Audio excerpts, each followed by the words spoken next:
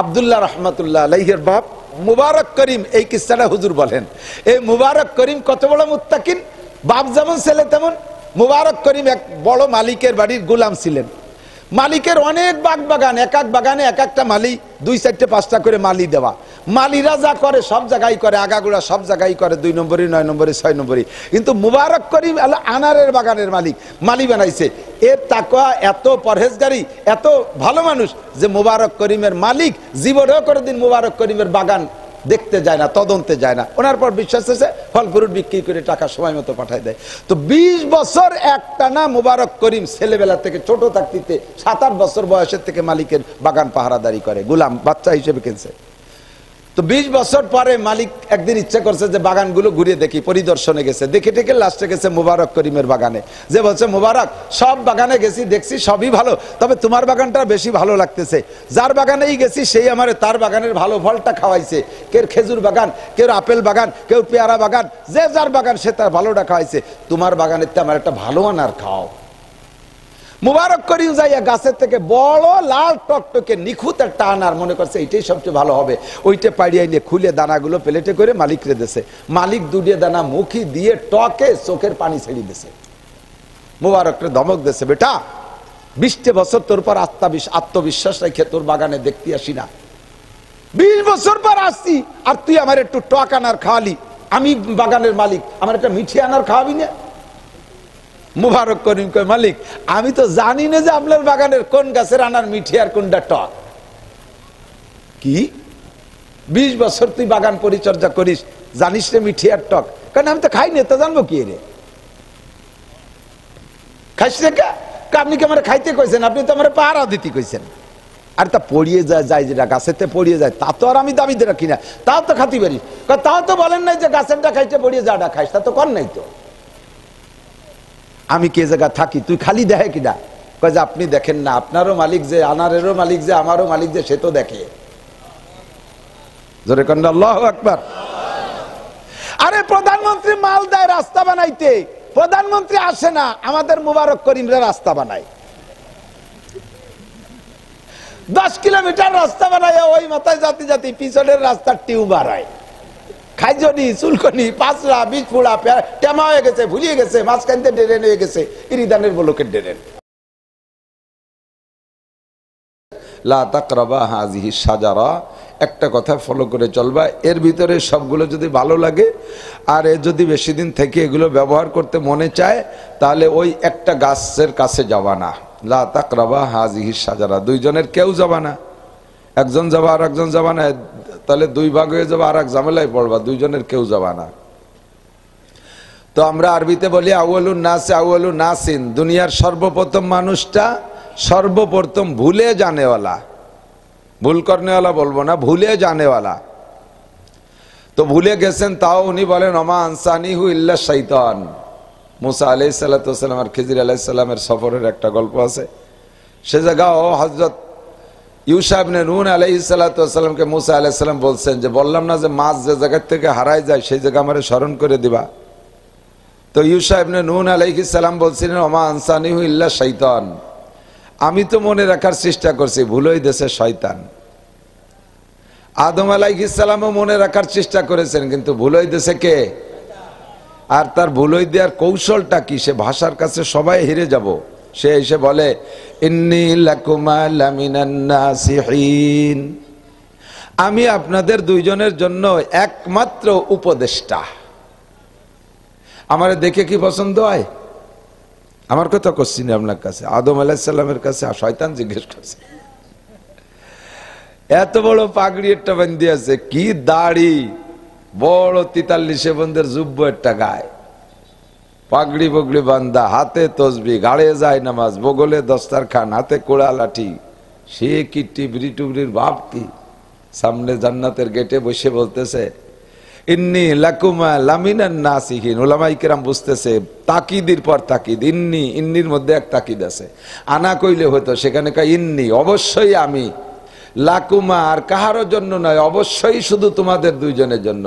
লা আবারও লামে তাকিদ, লামিনান নাসিহিন, আবার জুমলা ইসমিয়া, তার দ্বারা আর এক তাকিদ হয়। অবশ্যই আমি অবশ্যই তোমাদের দুইজনের জন্য শুধুমাত্র অবশ্যই উপদেষ্টা হিসেবে এসেছি। বলবো কিছু? আপনার কাছে আমি করছি না, আদম আলাইহিস সালামের কাছে ওই শয়তান জিজ্ঞেস করতেছে। বলবো, কয় বলেন কি করবেন? কয় কি যে তোমরা এই বেস্টের মধ্যে কি করো? কোনো কাম কাজ কিচ্ছু নাই, কিছু নাই। খাও দাও কি? কয় সপ্তাহ খাই। হ্যাঁ, মিথ্যে কথা কই না, সপ্তাহ খাও, ঠিক আছে। কয় হ্যাঁ সপ্তাহ খাই। কয় এই গাছের ফল খাইছো? কয় না, তা খাই না, ওটা খালি নিষেধ। ও গাছের নাম শাজারাতুম মামনুআ, নিষিদ্ধ গাছ। কয় ও গাছটার নাম জানো? আদম আলাইহিস সালাম বললেন শাজারাতুম মামনুআ, ও গাছের নাম নিষিদ্ধ গাছ, কাছে যাওয়া যাবে না। শয়তান কয় আর একটা নাম আছে, এটা তো আপনাদেরকে আল্লাহ বলেন নাই। বলে কি নাম? ওর নাম হলো শাজারাতুল খুলদ, চিরস্থায়ী চিরঞ্জীবী গাছ। ওই গাছের ফল খাইলে হয় জান্নাতের মধ্যে স্থায়ী হয়ে যায় আর অথবা ফেরেশতা হয়ে যায়।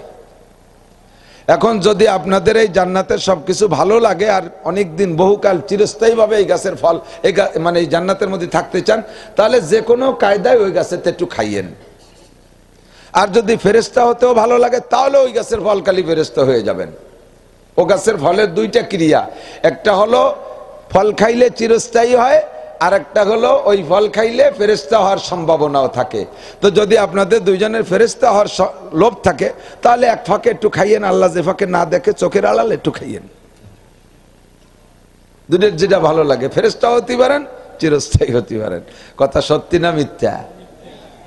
গাছ ধোঁকাবাজ, মিথ্যাবাদী ইবলিস, ঠিক না? তো দুইজন এই কথা শোনার পরে বলতেছে আমি মুরব্বী মানুষ, আসি, আসসালামু আলাইকুম, পরে যদি প্রয়োজন মনে করেন ফোন করে নাম্বার রেখে দিতে পারেন। কহিটে চলে গেছে। মহিলারা সব দিন দুর্বল হয় আগে। এই ওয়াজ করিয়ে জায়গা কত ওয়াজ, বিটিরা তো সামনে না। পিরাই প্যান্ডেলে দেখি ওয়াজ করি পুরুষকে সামনে করে নিয়ে, কিন্তু কালেকশনের সময় যে বিটিরা বস্তা বড়ি টাকা পাঠাইছে, ওরা অল্পেই নরম হয়ে যায়। হাওয়া আলাইহিস সালামও নরম হয়ে গেছে। এখন আদম আলাইহিস সালামের বুঝছে যে ধরেন মুরব্বী মানুষ, যে চেহারা দেখলাম তো ধোঁকাবাজ বলে মনে হয় না, খাই না খাই একটু জিব্বেই দিয়ে দেখি। খাই নাই, কিন্তু কোরআন শরীফে বলে ওরা দুজন গেলে নাই। ও রাকা শাজারাতা, জাকা তাসনিয়া, দুইজন একসাথে। কেউ কেউ কয় যে হাওয়া আলাইহিস সালাম আগে খাইছে পরে আদম আলাইহিস সালাম, না, সিগাই বলে যে একই সাথে খায়, চাকছে, জিব্বাই দেশে। জাক জৌক মানে চাখিয়ে দেখা, চাকে মহিলারা জল চাখিয়ে দেখে লবণ হলো কি না। এটা কি পুরো এক বাটি জুড়াইয়ে খাইয়ে দেয় নাকি? হাতের তালুতে একটু দিয়ে হু ভা দিয়ে একটু জিব্বেই দেয়। রমজান মাসে হলে তো ও পাশে জিব্বের অর্ধেকেরও দ্বারা জাতি দেয় না, আগাতে থুক মেরে ফেলাই দেয়। এটা কইলে চাখা। ওয়াদাকা শাজারা, দুইজনেই একসাথে চাকছে, বাস অ্যাকশন শুরু হয়ে গেছে। এই গাছের ফল কি ওনাদের জন্য বিশুদ্ধ না নিষিদ্ধ? বিশুদ্ধ না নিষিদ্ধ? নিষিদ্ধ ফল জিব্বে দেওয়ার সাথে সাথে অ্যাকশন শুরু হয়ে গেছে। প্রত্যেক নিষিদ্ধের অ্যাকশন সর্বপ্রথম পড়ে পোশাকের উপরে। নিষিদ্ধ ইনকাম, নিষিদ্ধ আয়, নিষিদ্ধ টাকা, নিষিদ্ধ রিজিক, এর অ্যাকশন সর্বপ্রথম পড়ে পোশাকের উপরে। ওই দুজনের উপরে পড়ছে পোশাকের উপরে। ফাবাদাত লাহুমা সাওআতুহুমা, জিব্বে দেওয়ার সাথে সাথে সর্বপ্রথম অ্যাকশন পোশাকে। জান্নাতি পোশাকগুলো গায়ের থেকে খসে পড়িয়ে গেল। জামাও ধরে রাখতে পারলেন না, পাজামাও ধরে রাখতে পারলেন না, জান্নাতের কোনো পোশাক গায়ে থাকলো না। যেহেতু স্বামী স্ত্রী দুইজন বিধায় লজ্জা একটু কম পাইছে। অনেক মানুষ তো ছিল না, কেউ ছিল না মানুষ, কিন্তু আল্লাহর জান্নাতের মধ্যে বৈশা আল্লাহ পাক দেখতেছেন। সেই জায়গা যদি গায়ের থেকে কাপড় খুলে যায় তাহলে কত বড় লজ্জার ব্যাপার। দুইজনে একেবারেই ভেঙে পড়ছে। এখন তাড়াতাড়ি কিছুদিন তো আবরু করতে হবে। কি করলেন? ফাতাফিকা ইয়াকসিফানি মিন ওয়ারাকিল জান্নাহ, জান্নাতের গাছের বড় বড় পাতা ছিঁড়িয়ে এসে গাছ সাথে জড়াইয়া কোন রকম সতর ডাকছে। যতটুক জিব্বে গেছে এর একটা অ্যাকশন পেট পর্যন্ত চলে গেছে। যে আমরা যারা জর্দা দিয়ে পান খাই, গিলি না, ফেলাই দেই, তবুও পেটে একটা অ্যাকশন যায়। দেন যে পেটের মধ্যে গ্যাসে ভোলা ভোলা ভাবটায় কতক্ষণ। বিড়ি যারা খান গেলেন না, ভুয়ে ভুয়ে ফেলাই দেন, তারপরে একটা অ্যাকশন পেটের মধ্যে দেখবেন কেমন যেন ভুলি ভুলি ওঠে। খাই নাই, গেলে নাই, জিব্বে দেশে, এর অ্যাকশনে পেটে এখন বাথরুমে চাপ দেশে। আল্লাহ, কান্নাকাটি করতেছে দুইজন, চিল্লাপাল্লা করতেছে। কি করলাম, কাজটা করলাম কি? ওকে আল্লাহ কাকে আমি মনে করে দিছিলাম না? ইন্নাহু লাকুম আদুউম মুবিন। ওই বদমাইশটা তোমাদের চিরশত্রু, ওর শত্রুতা তোমাদের কাছে আনার জন্য বহুত কৌশল ওর কাছে জানা আছে, সাবধান। ভুলে গেলিয়া এত তাড়াতাড়ি একটা কথা মনে রাখতে পারলে না। আল্লাহ পাক রব্বুল আলামিন দুইজনের কান্নাকাটি দেখিয়া ফাতালাক্কা আদামু মির রাব্বিহি বিকালিমাতিন ফাতাবা আলাইহি, আল্লাহ নিজেই শিখাইতেছে আদম আলাইহিস সালামকে, তুমি বলো রব্বানা যালামনা, বলেন। আমি বললিও তো, আমি তো সেই বাবার ছেলে, আমি কলিও আব্বারে যে তো মাফ করছে এই কথা, আমারে মাফ করবে না? রব্বানা যালামনা আনফুসানা ওয়া ইল্লাম তাগফির লানা ওয়া তারহামনা লানাকুনান্না মিনাল খাসিরিন। এটা আল্লাহ শিখিয়ে দিয়েছে, আদম আলাইহিস সালাম জানতেন না তো।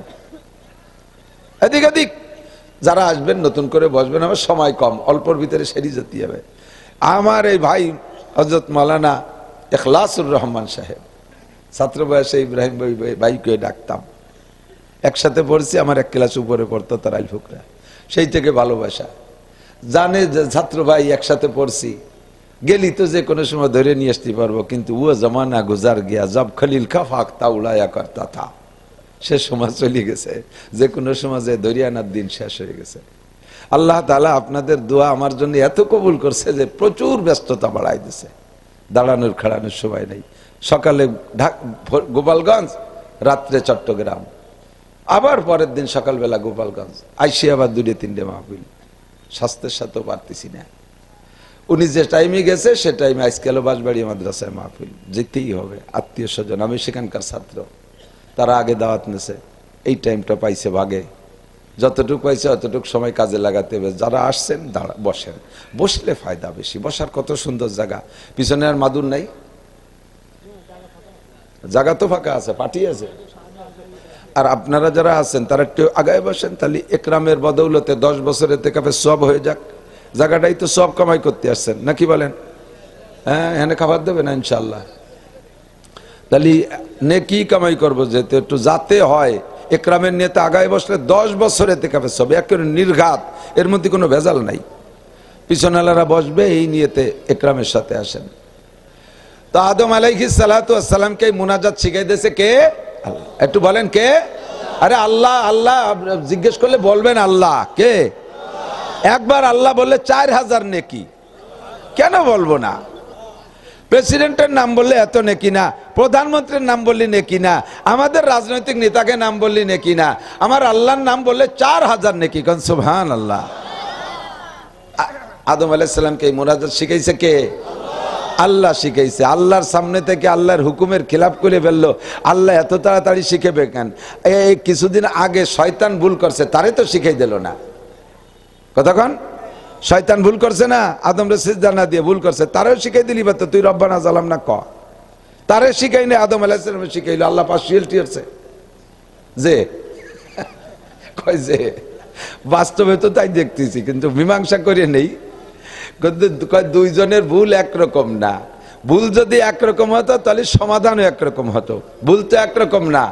এদিক আমার দিক তাকান, ছেলে দুপুর বেলা আমাদের, এখন তো বৃষ্টি বাদল সেরকম আগের মতো না, মুরব্বীরা কন আগে যে হারে রবিবারে শুরু হলি পরের রবিবারে থামতো, এরকম একটা সুন্নত ছিল, ঠিক না? রবিবারে বৃষ্টি শুরু হলি এক রবিবার পরের রবিবার না আসলে থামবে না। আরে আনছো বৃষ্টি নাই, কারণ বৃষ্টিরও ইন্টারেস্ট নাই। আগে বৃষ্টি নামলে কাদা বানাতে পারতো, বৃষ্টির নামই একটা ব্যক্তিগত স্বাদ ছিল। এখন সব জায়গা ফাঁকা রাস্তা, বৃষ্টি করার নামই লাভ নাই, কেদা হয় না, তার নামই কি হবে? তো যে সময় প্রচুর বৃষ্টি হতো, এটেলে মাটিওয়ালা উঠান, 1 সপ্তাহখানিক বৃষ্টি হলে উঠোন কিভাবে শ্যাওলা হয়ে যেত না, হাঁটতে গেলে স্লিপ করে পড়ার ভয় থাকতো, খুব সতর্কতার সাথে হাঁটা লাগতো। উঠোন ভরে এরকম স্যাঁতসেঁতে শ্যাওলা হয়ে গেছে। দুপুরবেলা রান্না করে মা ঘরে বসে ভাত খাইতে দিতে বসছে, পুকুর উঠানের ওই কোনায় টিবল। তো এখন তো সিলভারের কলস আর স্টিলের কলস, কত আগে তো সবই মাটির তা ছিল, সবই মনে আছে না মুরব্বী? মাটি বদনা মনে আছে, মাটির জগ মনে আছে, মাটির বাসনই তো প্রত্যেক বাড়ি খাবার ছিল, কাঁসার থাল ছিল 2-1 খান, আর এই মেলামাইনির গন্ধই ছিল না। তো মাটির কলস একটা দিয়ে মা বড় ছেলেরে বলছে যা পানি নিয়ে আয়, খাতি দিছি। বড়টা অ্যাডাল্ট, সে পারে আনতে পানি আনতে, কিন্তু সে পানি আনতে যাবে না, হত করতেছে। ডেলি খাতি বসে আমারে পানি, তুমি আগে তাই নিতে পারো না, মারে রাগ করতেছে। এ শয়তান আমি বাদ দেবো না, পানি আনবো, খাতি হলি পানি আনতে হবে। এখন ওরেদের রাগ দাগ করে কলস দিয়ে পাঠাইছে, ও তো রাগে গেছে, পানি জানিয়ে দেবা জম্বেরা না, ছাই গুষ্টি খাইস কেন আমার পানি আনা, যাই এই টিবলের সাথে বাড়ি দিয়ে কলসটারে ভেঙ্গি ফেলাইছে। মা দেখে কি বসে থাকবে, খেটনি নিয়ে দাবর শুরু হচ্ছে, শয়তান বাচ্চা শয়তান, পানি আনতি করলি গায়ে জ্বালা ওঠে, খাবি তুই গিলবি দি তুরা, এই কয়ে দাবর দেশে। ওরে ধাওয়া মারছে, ও হিনতে দৌড়ে সাইডে কয় খাবো না তোকে বাড়ির ভাত আজকে। ছোট ছেলে 6-7 বছর বয়স, ও কয় মা মিয়া বাইরে খালি কও, আর ও ডেলি ওরম পথ করে, তুমি কলস দাদে আমি পানি নিয়ে আসি। ওর তো আর পানি আনার বয়স হয়নি, ছোট বাড়ি।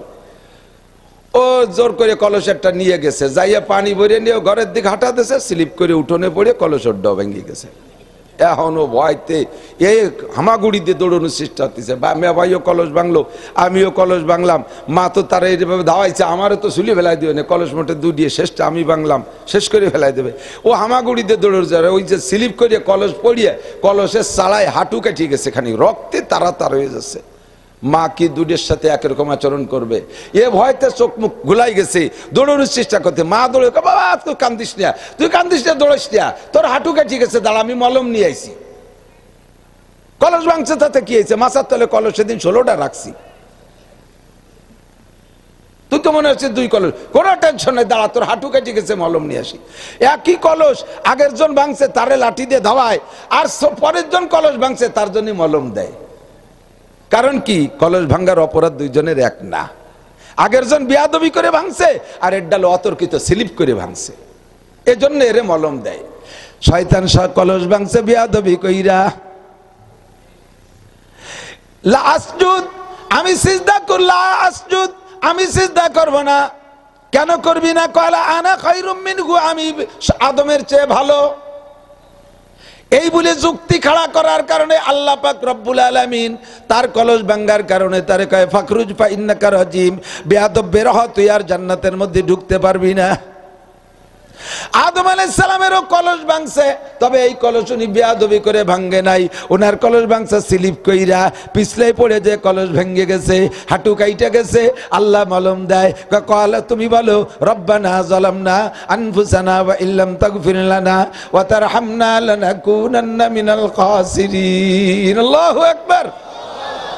মুনাজাতের মধ্যে এইটুক পড়ার পরে থামিয়ে যাবেন না। এর দ্বারা কি কইছেন জানেন? রব্বানা যালামনা আনফুসানা, আল্লাহ আমার নফসের উপরে জুলুম করেছি, ওয়া ইল্লাম তাগফির লানা, যদি তুমি ক্ষমা না করো। এদিক আরে এই কথা বুঝতে মুখস্থরা বুড়োলি বুঝবা, টের পাচ্ছ না কি করছে? যদি তুমি ক্ষমা না করো, বলেন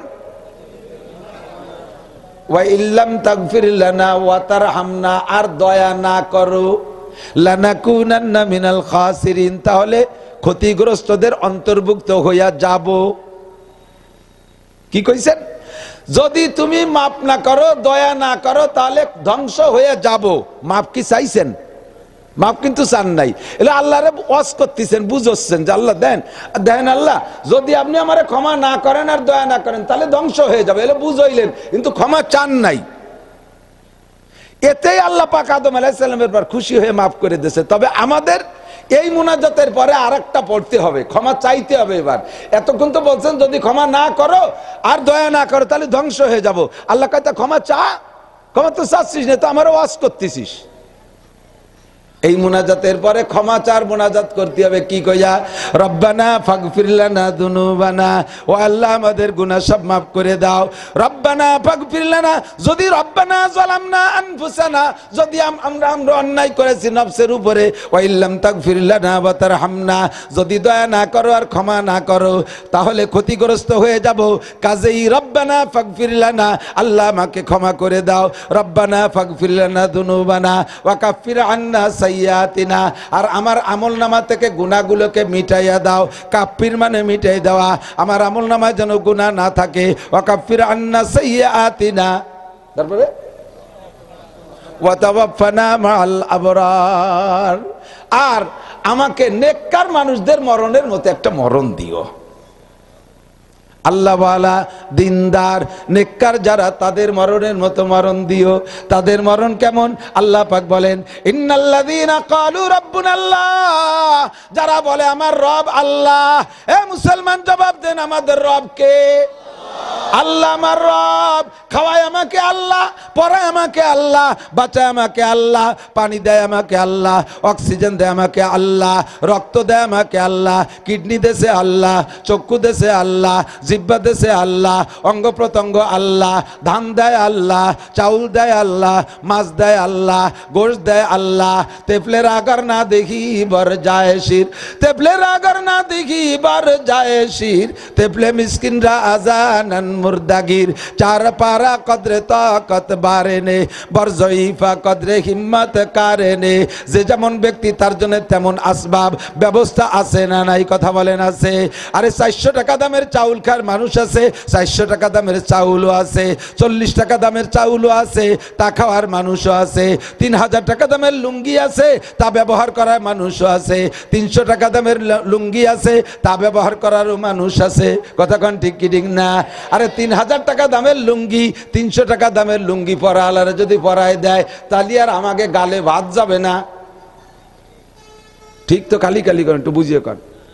3000 টাকা দামের লুঙ্গিটা যদি ইরিদান লাগায় কৃষকের ভাষায় ভরায় দেয়, তাহলে অবরে কিও ডাঙ্গায় যাবে? কেদার মধ্যে ও থাকবে উপরে, কয় যাবো না, এত দামি লুঙ্গি কে দাম হয় যাবে না। 3000 টাকা দামের লুঙ্গি পরে থাকবে এসি অফিসে, তাদের ইনকাম যেমন তাদের লুঙ্গি তেমন ব্যবস্থা আছে। 300 টাকা দামের চাউল আছে, তা খাওয়ারও মানুষ আছে। ওই 300 টাকা দামের চাউল খা, 300 টাকা দামের চাউল যদি 40 টাকা দামের চাউল খা গরিব মানুষকে খাওয়াই দেয়, তাহলে আর আমাদের কাজ হবে না। কারণ ওই পাতলা চাউলের ভাত খাইয়া 2 বার ডেক চাললি, 1 বার পেশাব করলি শেষ, ওই দিয়ে আর দুপুর পর্যন্ত ইরিদান লাগানো আসে না। আবার 300 টাকা দামের চাউল যারা খায়, তারে 40 টাকা দামের মোটা চালির গাবেরাটির মতো ভাত খাওয়াই দিলি পারে ও দাস্ত বমিয়ে কলের মরিয়ে যাবে। যে যেমন মানুষ তার জন্য সেরকম ব্যবস্থা আছে না নাই? 2500 টাকা দামের কেজি খেজুর আছে, তা খাওয়ার মানুষ আছে। আর সব খেজুরই যদি 2500 টাকা দামের হইতো, আমরা গরিব মানুষরা খেজুর খাতে পারতাম না। আল্লাহ কয় না, তোকে জন্য 60 টাকা দামের খেজুর আছে, আছে না নাই? বড় একটা বল মাছ আছে, কেজি 1500 টাকা। অত বড় বল মাছ আমরা গরিবরা কিনে খাতে পারবো না। কাজেই আল্লাহ কয়, বড়কে জন্য বল মাছ, আর ওই বংশের ছোট মাছ তোকে জন্য পাবদা মাছ বানাই দিলাম, তোরা গরিবরা কিনে খাইস। বল পাবদাতে একই রকম। 1500 টাকা দামের শৈল মাছ, 2.5 কেজি ওজনের শৈল মাছ, 300 টাকা দিন ভরে কামাই করে ওই লোকটা শৈল মাছ কিনে খাতে পারবে না, ও খাবে কোটিপতি বড় লোকরা। আল্লাহ কয়, তোকে শৈল মাছের জাতের কিছু পরানে চায়, বড় শৈল কিনে খাতে পারবি না, তোকে জন্য বানালাম টাকি মাছ, তোরা ছোটগুলো কিনে খাইস। সরবুটি খাবে বড় লোক, গরিব মানুষ খাবে ছোট বুটি। বড় বড় ইলিশ খাবে বড় লোক, আমাদের জন্য তার গরিব মানুষের জন্য সাইফলিয়া মাছ বানায় রাখছে, তোরা সাইফলিয়া কিনে খাইস। কথা কোন ঠিক ঠিক না? বড় লোকের জন্য বড় বড় আইড় মাছ, আর ওই বংশের ট্যাংরা মাছ। বড় লোকরা খাবে আইড় মাছ, গরিবরা খাবে ট্যাংরা মাছ। সব জায়গা ছোট বড় ভাগ করে রাখছে। এইরকম সুন্দরভাবে বন্টন করতে পারে, তেনার নাম কি? আল্লাহ আমার রব, ওই রবই আমার সব। বলেন আল্লাহ আমার রব, ওই রবিয়া বলে যারা টিকে থাকতে পারবেন, মানুষের কাছে মাথা নত করব না। লা নাখাবু আহাদান ইল্লাল্লাহ, কেউরে ভয় পাই না কাকে ছাড়া? আল্লাহ ছাড়া কেউরে ভয় পান? ভয় পাওয়ার কোনো দরকারই নাই। এই মুহূর্তে ভয়ের বিরাট একটা ব্যাপার গেছে। আমরা দুশ্চিন্তায় ছিলাম জীবন ভরে। সারা দুনিয়ার গরিব গরিব ছোট রাষ্ট্রগুলো আমেরিকারে স্যালুট দিয়ে চলে, আমরা বাংলাদেশ আমাদের স্বাধীনতার বিপক্ষে ছিল আমেরিকাওয়ালা। কতক্ষণ মুরব্বীরা যারা স্বাধীনতার যুদ্ধে ছিলেন, পাকিস্তানিদের পক্ষে 7ম নৌবহর নিয়ে রওনা দিয়েছিল। যদি বঙ্গোপসাগরের ঘাটের কিনারায় ভিড়তে পারত, তাহলে স্বাধীনতা পাইতে কিন্তু খবর হয়ে যাইত। পাঠাইছে পাকিস্তানের পক্ষে। আমাদের স্বাধীনতার বিপক্ষে আমেরিকা, কিন্তু স্বাধীনতা এবং আমাদের স্বাধীনতার পরে সবচাইতে পরে স্বীকৃতি দেশে বাংলাদেশকে স্বাধীন বলে আমেরিকা, ওর পরে আর কেউ না, আর সবাই আগে আগে দেশে। এত বড় চিরশত্রু তবুও সে মুরব্বী হিসেবে সেলুট দিয়ে চলা লাগে। এই বছর আমাদের জননেত্রী শেখ হাসিনা প্রধানমন্ত্রী, এই ইসরায়েল আর গাজার যুদ্ধের ভিতরে এখনো পর্যন্ত উনি ইসরায়েলকে সমর্থন করে নাই, উনি ফিলিস্তিনকে সমর্থন করছে। এ কথা মুখে বলে দেশে লা নাখাবু আহাদান ইল্লাল্লাহ, আমেরিকারে ভয় পাই না, ব্রিটেনরে ভয় পাই না, আরে পশ্চিমাদের ভয় পাই না, ভয় পাই একমাত্র কাকে? ইন্নাল্লাযীনা ক্বালু রাব্বুনাল্লাহ, যারা বলে রব আমার আল্লাহ, আমেরিকা আমার রব না, জো বাইডেন আমার রব না, নেতানিয়াহু আমার রব না, পশ্চিমী নেতারা আমার রব না, তারা আমারে খাওয়ায় না, শেখ হাসিনা আমার রব না, খালেদা জিয়া আমার রব না, আরে আমার এমপি মন্ত্রী আমার রব না, আমারে খাওয়ায় আমার আল্লাহ, বাঁচায় আমার আল্লাহ, সব কিছু দেয় আমার আল্লাহ, কাজেই রব আমার আল্লাহ।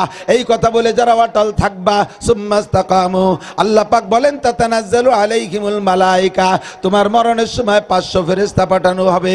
ফেরেশতারা এসে বলবে আল্লাহ তাখাফু ওয়ালা তাহজানু, ভয় পেও না, টেনশন করো না, নাহনু আউলিয়াউকুম ফিল হায়াতিদ দুনিয়া ফিল আখিরাহ, দুনিয়া তোমাদের সাথে আছি, আখিরাতেও তোমার সাথে থাকবো, আখিরাতেও তোমার সাথে থাকবো। আর এই যে দেখো জান্নাত, এই জান্নাতে তুমি মরার পরে ঢুকবা, এর মধ্যে তুমি যাইবা। নাহনু আউলিয়াউকুম ফিল হায়াতিদ দুনিয়া ফিল আখিরাহ ওয়ালাকুম ফিহা মা তাশতাগি আনফুসুকুম ওয়ালাকুম ফিহা মা তাদউন। আল্লাহ বলা নেককার যারা, তাদের মরণটা এমন হয়, আর তাদেরকে বলা হয় তুমি জান্নাতে যাওয়ার পরে মুখে যা চাইবা তাও পাইবা, মনে যা কল্পনা করবো তাও তোমাকে দেয়া হবে। নুজুলাম মিন গফুরির রহিম, আখেরে একটা জিনিস দেয়া হবে বান্দা, তুমি ভেবেও কুল পাচ্ছ না। জান্নাতের ভিতরে অত্যন্ত সুন্দর, সবচাইতে সুন্দর, এক তো জান্নাত সবই সুন্দর, তার মধ্যে একটা মাহফিল করার জন্য একটা বাগান আল্লাহ বানাবেন, একটা গার্ডেন একটা বানাবেন, একটা পার্ক বানাবেন আল্লাহ তাআলা। ওই পার্কের ভিতরে সব জান্নাতীদেরকে ডাইকে নিয়ে বলবে আমি দুনিয়ায় শুধু প্রলোভন দিয়েছি, উলামায়ে কিরামের মাধ্যমে তোমাদেরকে বলেছি আমি আল্লাহ নিজ হাতে খানা খাওয়াবো। এই পার্কের মধ্যে সব জান্নাতীদেরকে বসাইয়া আল্লাহ পাক 500 বছর পর্যন্ত তার কুদরতি হাত দিয়ে সব জান্নাতীর গালে উঠাইয়া মুখে উঠে খানা খাওয়াবে। আল্লাহ বলেন নুজুলাম মিন গফুরির রহিম, এইটা হলো আমার পক্ষ থেকে মেহমানদারি। ও বন্ধুরে, এই জাতীয় মরণ যারা পায়, এই জাতীয় মরণ যারা পায়, যাদের মরণের সময় 500 ফেরেশতা অভ্যর্থনা করে জানটা নিয়ে যায়, আল্লাহর কাছে দোয়া করি ওয়াতাওয়াফানা মাল আবরার, ওই রকম নেককারদের সাথে আমাদের মরণ নসিব করো।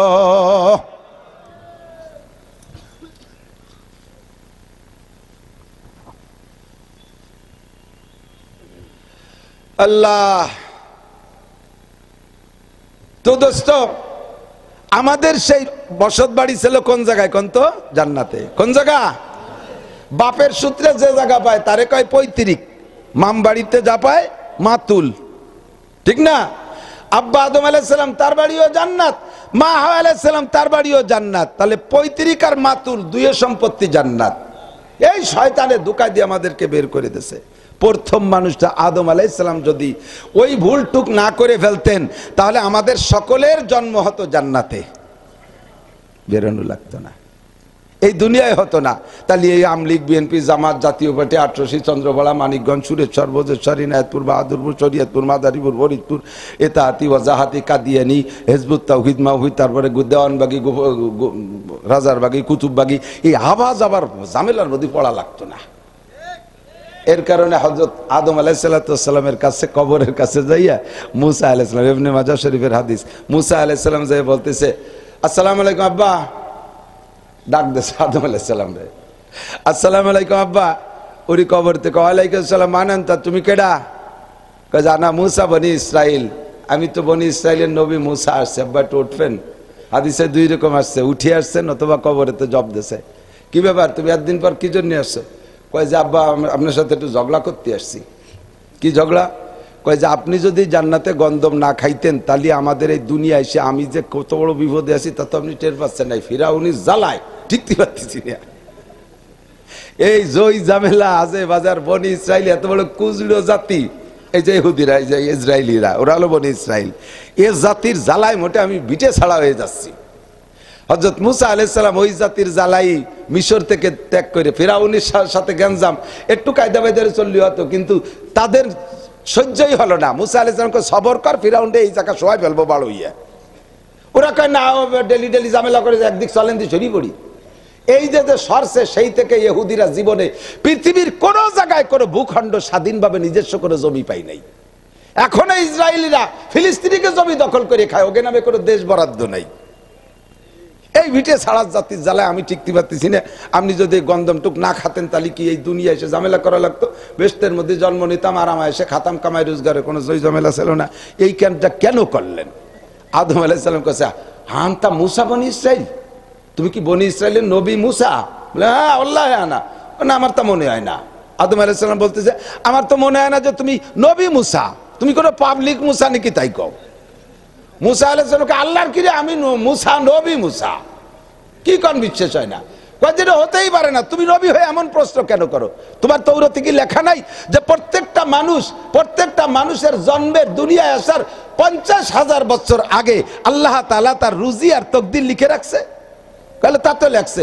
আমি তো দুনিয়ায় আইছি কয় হাজার বছর আগে, তার 50,000 বছর আগে লিখে তুইছে যে তোমরা দুনিয়ায় এসে ডাল চাল খাবা, তা আমার দোষ কি?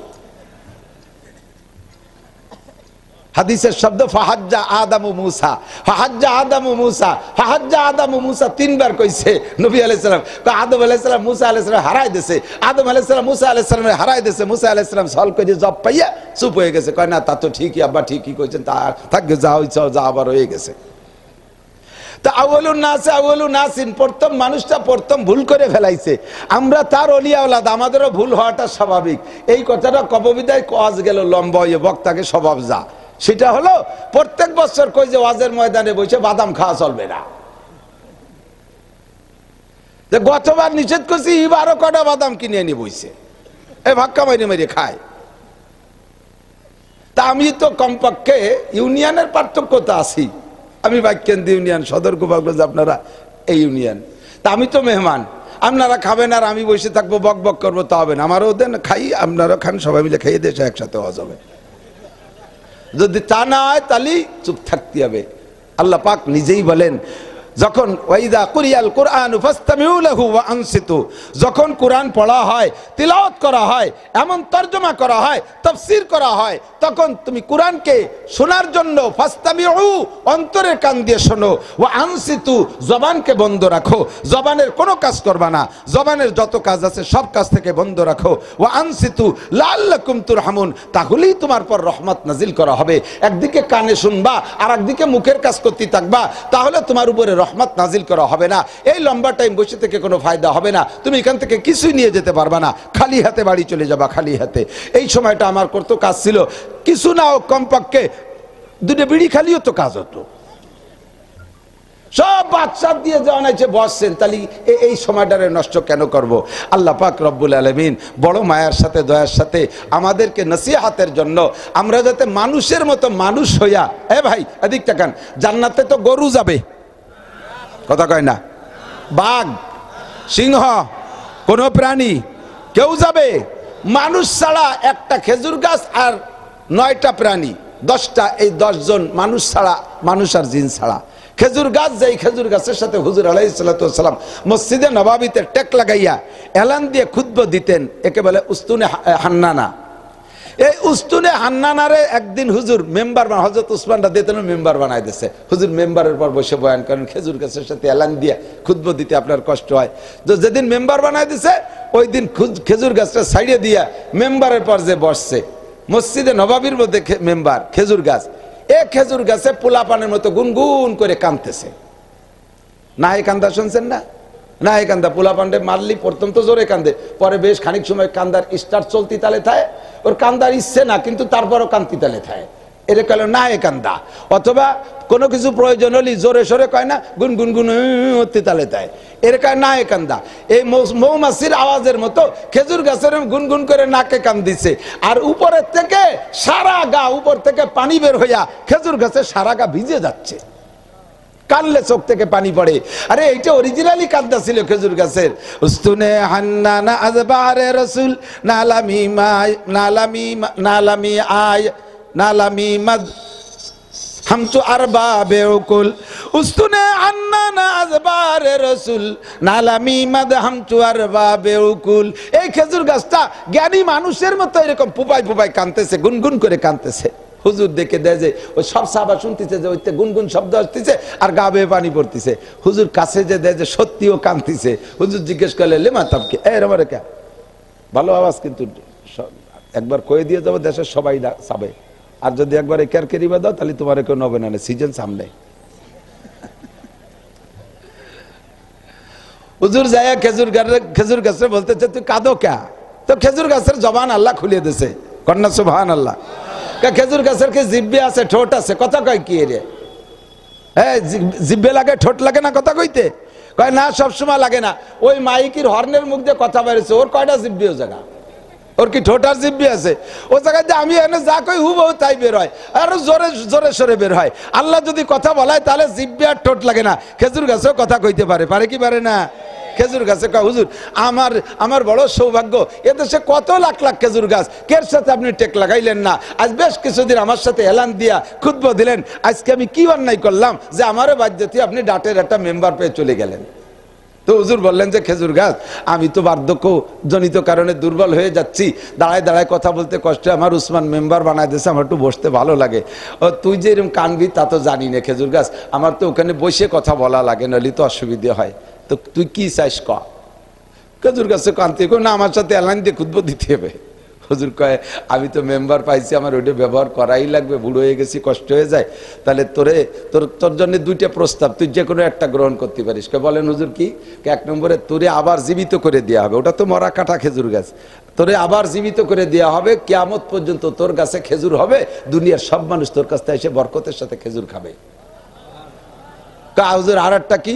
আর একটা হলো আমার সাথে ভেস্তে যাবি, তোর ভেস্তের মধ্যে গাছ বানায় রাখা হবে, যত জান্নাতি আছে তোর গাছের থেকে খেজুর খাবে। কখনটা নিবি? কয় হুজুর তাহলে দুনিয়ায় থাকবো না, আমি ওই ভেস্তের খেজুর গাছ হবো। কন্যা সুবহানাল্লাহ। সাথে সাথে খেজুর গাছটারে যখন বললেন যে ভেস্তের বন্ধের খেজুর গাছ হবো, হুজুর দোয়া করলেন, আল্লাহ কবুল করছেন। ওই খেজুর গাছটারে সাহাবায়ে কিরাম উঠাই নিয়ে মাটিতে দাফন করে রাখছে। হাদিসের মধ্যে আসছে ওই খেজুর গাছটা জান্নাতের মধ্যে খেজুর গাছ হবে, আর ওতে প্রচুর খেজুর হবে। আপনারা সবাই যারা জান্নাতি হবেন ওই গাছের খেজুর খাবেন ইনশাআল্লাহ। এই খেজুর গাছটা আরো 9টা প্রাণী জান্নাতি হবে। জান্নাতি আর মানুষ আর জিন ছাড়া আর কেউ হবে না, আর কেউ হবে না।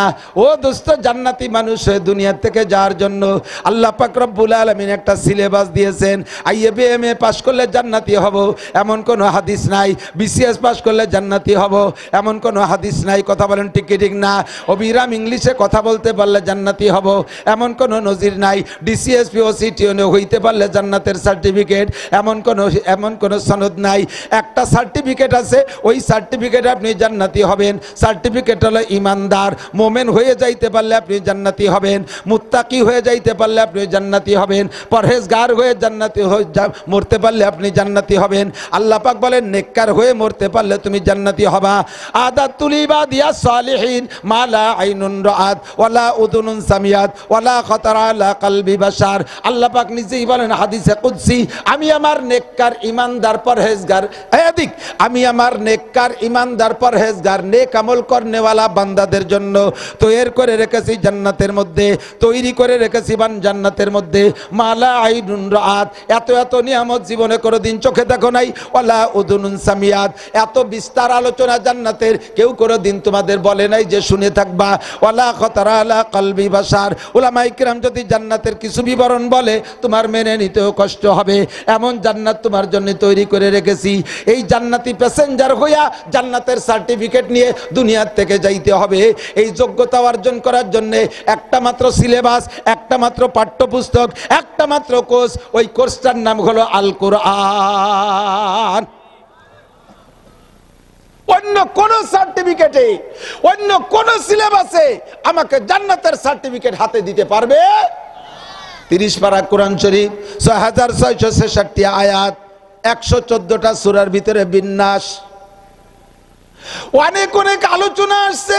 যেই বিষয়গুলো আল্লাহ পাকের কাছে বেশি বেশি ইম্পর্টেন্ট, ভেরি ভেরি ইম্পর্টেন্ট মনে হয়েছেন, ওই বিষয়গুলো আল্লাহ পাক কোরআনের মধ্যে বেশি বেশি আলোচনা করেছে। মুসা আলাইহিস সালাম আর ফিরাউনের আলোচনা সবচাইতে বেশি, তারপরে ইব্রাহিম আলাইহিস সালাম আর নমরুদের আলোচনা 2 নম্বরে, এমন করে নবী রাসূলদের আলোচনা, নূহ আলাইহিস সালামের আলোচনা, ইসমাইল ইব্রাহিম আলাইহিস সালামের আলোচনা, ইউসুফ আলাইহিস সালামের শানে আলাদা একটা কিস্সাই আছে, একটা সূরাই আছে সূরা ইউসুফ। যে বিষয়টা যত বেশি জরুরি ওই বিষয়টা আল্লাহ তত বেশি আলোচনায় নিয়েছেন। তার মধ্যে সব চাইতে, এই যুবক আমার দিক তাকাও, আমার গোপালগঞ্জের যুবক, এখনই যদি আকাশে রেডি হয়ে যাইবা, সব চাইতে ভেরি ভেরি ইম্পর্টেন্ট জরুরি মনে করছে আল্লাহ পাক নামাজের চাইতেও, রোজার চাইতেও, হজের চাইতেও, যাকাতের চাইতেও, মসজিদের চাইতেও, মাদ্রাসার চাইতেও, তাহাজ্জুদের তাকাবিনের চাইতেও, তিলাওয়াতের চাইতেও, জিকিরের চাইতেও বেশি প্রয়োজন মনে করছে আল্লাহ পাক জিহাদকে। যার কারণে পুরো 30 পারা কোরআন শরীফের ভিতরে আলাদা করে যদি জিহাদের আয়াতগুলোকে বেছে বের করা হয়, তাহলে যেভাবে পারা ভাগ করা হয়েছে এই রকম পারার 6 পারাই হবে শুধু জিহাদের আলোচনা। জিহাদের আলোচনা সবচেয়ে বেশি। ফাঁকে শুনে নেন, জিহাদ আল্লাহর কাছে কেন এত বেশি আলোচনা করলেন? জিহাদ আল্লাহর কাছে এত ইম্পর্টেন্ট, হজের কারণে নামাজ বাদ দেওয়ার কোনো কথা আসে না। যে হজের সময় নামাজ বাদ আছে নাকি? যাকাত দিতে যে নামাজ পড়া লাগবে না আছে? রোজা রাখতে যে নামাজ পড়া লাগবে না আছে? নামাজ পড়তে যে রোজা রাখা লাগবে না আছে নাকি? কোন ইবাদতের কারণে কোন ইবাদত স্থগিতের কোনো কথা আসে নাই। খন্দকের যুদ্ধে নবী খন্দক খুঁজতে গিয়েছিলেন, কাফেররা আসতেছে মক্কা থেকে, ঢুকে পড়বে মদিনার মধ্যে। এই খন্দক আর এই বাংকার খুঁজতে যাইয়া, এই নাফাক খুঁজতে যাইয়া, এই টানেল তৈরি করতে যাইয়া আল্লাহর নবী নিজেই সাহাবায়ে কিরামদের সাথে কাজ করেছেন। নবী পাকের সারা গায়ে মাটি মাটি হয়ে গেছে। জোহর, আসর, মাগরিব, ঈশা, জোহর, আসর, মাগরিব, ঈশা 4 ওয়াক্তের নামাজ হুজুর বাদ রাখছেন, নামাজ পড়েন নাই। কয় যে নামাজ ছুটে গেলে পরে কাজা পড়ে নিয়ে যাবে, কিন্তু জিহাদ ছুটে গেলে, কাফের ঢুকে গেলে সবগুলোরে শেষ করে দেবে। কাজে আগে থাকতে হবে জিহাদ। নামাজ জিহাদের কারণে 4 ওয়াক্তের নামাজ পর্যন্ত হুজুর পড়েন নাই, কাজা পড়ছেন। তাহলে জিহাদ কত গুরুত্বপূর্ণ, এর জন্য আল্লাহ পাক বিশাল আলোচনা করছেন কোরআনে কারীমের ভিতরে। 2 নম্বর সবচেয়ে বেশি আলোচ্য বিষয় যেটা, সেটা হলো নামাজ। জিহাদের পরে আল্লাহ পাক নামাজের আলোচনা, যাকাতের আলোচনা অল্প কয়েক জায়গা, হজের আলোচনা 2-1 জায়গা, কুরবানির আলোচনা 2-1 জায়গা, কিন্তু নামাজ সম্পর্কে আল্লাহ পাক 82 জায়গা আলোচনা করেছেন। আকিমিস সালাত, আকিমিস সালাত, নামাজের কথা বলছেন 82 বার। 3 নম্বরে যে বিষয়টা বেশি আলোচ্য বিষয় সেটা হলো তাকওয়া। ইম্পর্টেন্ট মনে করছেন আল্লাহ তাকওয়া। কেন কয় তাকওয়া মানে? এদিক তাকান, কষ্ট হচ্ছে? আমি কি অপ্রয়োজনীয় কথা বলছি? তাকওয়া, তাকওয়া বেকায়াতুন থেকে আসছে। তাকওয়া বেকায়া, আল বেকায়াতু নিগাদ আসতান ফার্সিতে কয় আপনি আপকো বাঁচানা, নিজেকে নিজে বাঁচায় রাখা, ক্ষতির হাত থেকে বাঁচায় রাখা, বিপদের থেকে বাঁচায় রাখা, অন্যায় থেকে বাঁচায় রাখা, গুনাহ থেকে বাঁচায় রাখা, আল্লাহর নিষিদ্ধ কাজ থেকে বাঁচায় রাখা। প্রত্যেক বাঁচায় রাখার নাম হলো বেকায়া, সেখান থেকে তাকওয়া। ইত্তাকুল্লাহ, তুমি আল্লাহ থেকে বাঁচো, তার মানে আল্লাহর সমস্ত বিধিবিধান মানো আর নিষেধগুলোর থেকে তুমি বাঁচো, আল্লাহকে ভয় পাও, সেখান থেকে তাকওয়াতে, বেকায়াতে থেকে তাকওয়া, তাকওয়া থেকে বেঁচে থাকা, ভয় পাওয়া, তুমি বাঁচো। ইত্তাকুল্লাহ, ও বান্দা আল্লাহরে ভয় পাও। কেমন ভয়? হাক্কাত, খেয়াল করে না, খেয়াল করে না। যার ভিতরে আছে আল্লাহর ভয়, যার মধ্যে আল্লাহর ভয় আছে, এই আল্লাহর ভয় যার মধ্যে আছে, ও নামাজ ছাড়তে পারে না। কতক্ষণ আল্লাহর সামনে দাঁড়ায় জব দেওয়া লাগবে, নামাজের জব দেওয়া লাগবে, দেওয়া লাগবে। পারবেন কয়জনে বলেন তো? কয়জন পারবেন? এত মাদ্রাসা, এত হুজুরদের ভিতরে আমি এর ভিতরে নামাজ সূরা ফাতিহা ইন্টারভিউ নিলি 90% পাবলিক ফেল করবেন, সূরা ফাতিহা শুদ্ধ করে পড়তে পারবেন না, দোয়া কুনুত ঠিক করে পড়তে পারেন না, আত্মায়াত ঠিক করে পড়তে পারেন না, নামাজের 13টা ফরজ জানেন না, 14টা ওয়াজিব জানেন না, ওযু ভাঙ্গার কারণগুলো জানেন না, নামাজ ভাঙ্গার 19টা কারণ জানেন না, নামাজের ভিতরে 28টা সুন্নতে মুআক্কাদা আছে জানেন না। যার ভিতরে আল্লাহর ভয় আছে, তার ভিতরে আল্লাহ পাক রব্বুল, যার মধ্যে আল্লাহর ভয় আছে, ওই লোকটা শরিয়াতের বিধান ছাড়তে পারে না, ওই লোকটা কোনো নিষেধ কিছু করতে পারে না। এই জন্য আল্লাহ বারবার বলেন, ইয়া আইয়ুহাল্লাযীনা আমানুত্তাকুল্লাহ, ইয়া আইয়ুহাল্লাযীনা আমানুত্তাকুল্লাহ হাক্কা তুকাতিহি। হে আমার ইমানদার বান্দারা, আমানতু বিল্লাহ পড়েছিস, লা ইলাহা ইল্লাল্লাহ পড়েছিস, মুহাম্মাদুর রাসূলুল্লাহ পড়েছিস, তুই আমার ইমানদারের খাতায় নাম লেখাইছিস। এবার তোর জন্য আমার খাস নসিহত, ইত্তাকুল্লাহ, আল্লাহকে ভয় পা, হাক্কা তুকাতিহি, যেমন ভয় পাওয়ার দরকার, যার মধ্যে আছে আল্লাহর ভয়। ওয়া মাইয়াত্তাকিল্লাহ ইয়াজআল লাহু মাখরাজা। আল্লাহ পাক রব্বুল আলামিন বলেন যে আল্লাহকে ভয় পায়, যার মধ্যে তাকওয়া আছে, আল্লাহ পাক রব্বুল আলামিন তাকে হাজারো বিপদ আপদ থেকে বের হওয়ার সহজ পথ তৈরি করে দেয়। ভিতরে আল্লাহর ভয় সৃষ্টি করেন। যে আল্লাহরে ভয় পায় সে কেউরে ভয় পায় না। কতক্ষণ? যে আল্লাহরে ভয় পায় সবাই তারে ভয় পায়, যে আল্লাহকে ভয় পায় সবাই তাকে। আমার সদস্য হুজুর রহমাতুল্লাহ আলাইহি বলছিনি কি, কখনো বলেও ফেলতে পারি, নিজের এলাকার কথা অনেক সময় বলি। পাকিস্তানের প্রেসিডেন্ট আইয়ুব খান পাকিস্তানের পার্লামেন্টে আলোচ্য বিষয় উঠাইছে, বিল উত্থাপন করছে। দেশের জায়গা কম, ভারতালারা জায়গা বেশি নিয়ে গেছে, ওই ব্রিটিশালারা ভাগ করে দিয়ে যাওয়ার সময় আমাকে 2-5 মিলে একটু পাকিস্তান বানাই দিয়ে গেছে। আর ভারত এক জায়গা দামাহানি জায়গা দিয়ে গেছে, চীন আলারে দিয়ে গেছে একেবারে 100, রাশিয়া আলারে দিয়ে গেছে বিশাল একটা এলাকা জুড়ে, একটা মহাদেশের সমান জায়গা। আমাকে দেশে একটু। পাকিস্তানের আইয়ুব খান কয় যে একটু জায়গার ভিতরে মানুষ যেভাবে ভয় দেওয়া হচ্ছে, প্রোটেকশন ভালো, সে তো জায়গা বসত বাড়িতে ঘর বাড়ি বানায়, এটা নাই তো কি হবে না, এত মানুষের খাতি দিবানি কোন জাতি, টেনশনে ওনার মাথা চুল উঠে যাচ্ছে। তো পার্লামেন্টে বিল উত্থাপন করছে, তাহলে কি করা যায়? কয় যে মানব কমাইতে হবে, জন্ম প্রোটেকশন কমাতে হবে, জন্মবিরতি আনতে হবে, বাত কন্ট্রোল করতে হবে, এই আলোচনা উঠেছে। বাত কন্ট্রোল মানে জন্ম নিয়ন্ত্রণ, বাচ্চা কমাইতে হবে।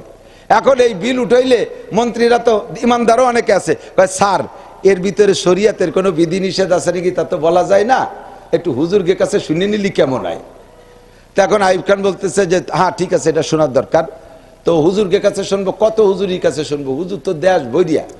কয় যে না, এত হুজুরির কাছে শোনা লাগবে না, 2 পাকিস্তান মিলে 2 পাকিস্তানের সব হুজুররা মানে একটা হুজুর রে, সেই হুজুর কোনটা খোঁজো তার কাছে শুনবো। এ বাতাস দিও না, গলা বসিয়ে দিও। ওই পাকিস্তান এই পাকিস্তান মিলে ঐক্যমত। সেই কালে মুজাহিদে আজম আল্লামা শামসুল হক ফরিদপুরি রহমাতুল্লাহ, আমার গোপালগঞ্জের সন্তান সদর সাহেব, উনারে 2 পাকিস্তান আলারা মানে। কয় যে উনি যদি একা কয় তাহলে আর কেউ কোনো কথা কবে না। আইয়ুব খান নিজে আসছে, লোক পাঠাই নাই, বাংলাদেশে আইসা পূর্ব পাকিস্তানে এসে সদর সাহেবরে ডেকে পাঠাইছে, উনার পার্লামেন্টে ডেকে পাঠাইছে। সদর সাহেব গেছে, যাওয়ার পরে বলতেছে মৌলভী সাহেব, दुनिया के हालत ऐसा है और आदमी जिस तरह पैदा होता है, थोड़ी सी जगह में गुंजाइश नहीं होगा तो मैं बात कंट्रोल करना चाहता हूँ। জায়গা কম, মানুষ বেশি, একটুক জায়গায় ঘর বাড়ি বাড়ায় ভরি ফেলবে, ধান ফান লাগাবো কোন জায়গায় দিয়ে, তাহলে মানুষ কমানোর একটা ব্যবস্থা বাদ কন্ট্রোল করতে চাচ্ছি। সদস্য কয় আল্লাহ পাক কইছে ওয়ালা তাকতুলা আওলাদাকুম খাশিয়াতা ইমলাক নাহনু নারযুকুকুম ওয়া ইয়াহুম। আমি আল্লাহরে ভয় পাই আইয়ুব খান, আমি বলে দেব যে হ্যাঁ করে ফেলেন বাদ কন্ট্রোল। আল্লাহ তো কইলে তোমরা সন্তান নষ্ট করো না, সন্তান মারো না, রিজিকের ভয়ে, হ্যাঁ খাশিয়াতা ইমলাক, খাদ্যের ভয়ে, রুজির ভয়ে সন্তান মারো না। নাহনু নারযুকুকুম ওয়া ইয়াহুম, তোমাদের খাওয়া আমি, যারা পরে জন্ম নেবে তাদেরও আমি খাওয়াই। সবাই রে কে খাওয়ায়? আল্লাহ খাওয়ায়। তুমি এই খাদ্যের ভয়তে জন্মবিরতি করবা, জন্ম নিয়ন্ত্রণ করবা, আমি বলতে পারবো না। এ জায়গা মানুষ হত্যার গুনায় গুনাহগার হবে। আমি আল্লাহরে ভয় পাই, ইন্নী আকাবুল্লাহ ইন্নী আত্তাকিল্লাহ, আমি আল্লাহরে ভয় পাই, এই হুকুম আমি দিতে পারবো না। আইয়ুব খান কাজে সদর সাহেব, মুঝে পহচানতে হো মাই কোন হো। আমি প্রস্তাব দিছি, তুমি মানলিও আমি করবানি, না মানলিও করবানি, তুমি অনুমতি দিলিও করবো, না দিলিও করবো। আমার মাথায় ঢুকছে তো ঢুকছেই, তো আর্মির লোক তো ট্যাগ গাইয়ে আর কি। আরো ফিল্ড মার্শাল তো সদস্য রে বলতেছে আপ পহচান তো মাই কোন হো, চেনেন আপনি কে, আমি কে? তো সদস্য বলতেছেন मैं तो पहचानता हूं, फिर भी क्यों पूछता है, আমি তো চিনি, তুমি কে? আবার জিজ্ঞেস করো কেন? जब पहचान लो, मैं फील्ड मार्शल आइयूब खान हो, मशरिकी और मगरबी 2 पाकिस्तान के प्रेसिडेंट हो, আমি 2 পাকিস্তানের president field marshal Ayub Khan. আপনি কার সামনে কি বলতেছেন? বুঝে শুনে কথা বলতেছেন। সদস্য সাহেব ধমক দিয়ে কয় আইয়ুব খান তুই পहचानता है मैं कौन हो? আইয়ুব খান তুই চিনিস আমি কে? তুই তো খালি 2 পাকিস্তানের প্রেসিডেন্ট, আমি আমেরিকা থেকে জাপান পর্যন্ত সারা পৃথিবীর মুসলমানের প্রেসিডেন্ট। ধমকের মোকাবেলায় ধমক দিলি নরম হয়ে যায়।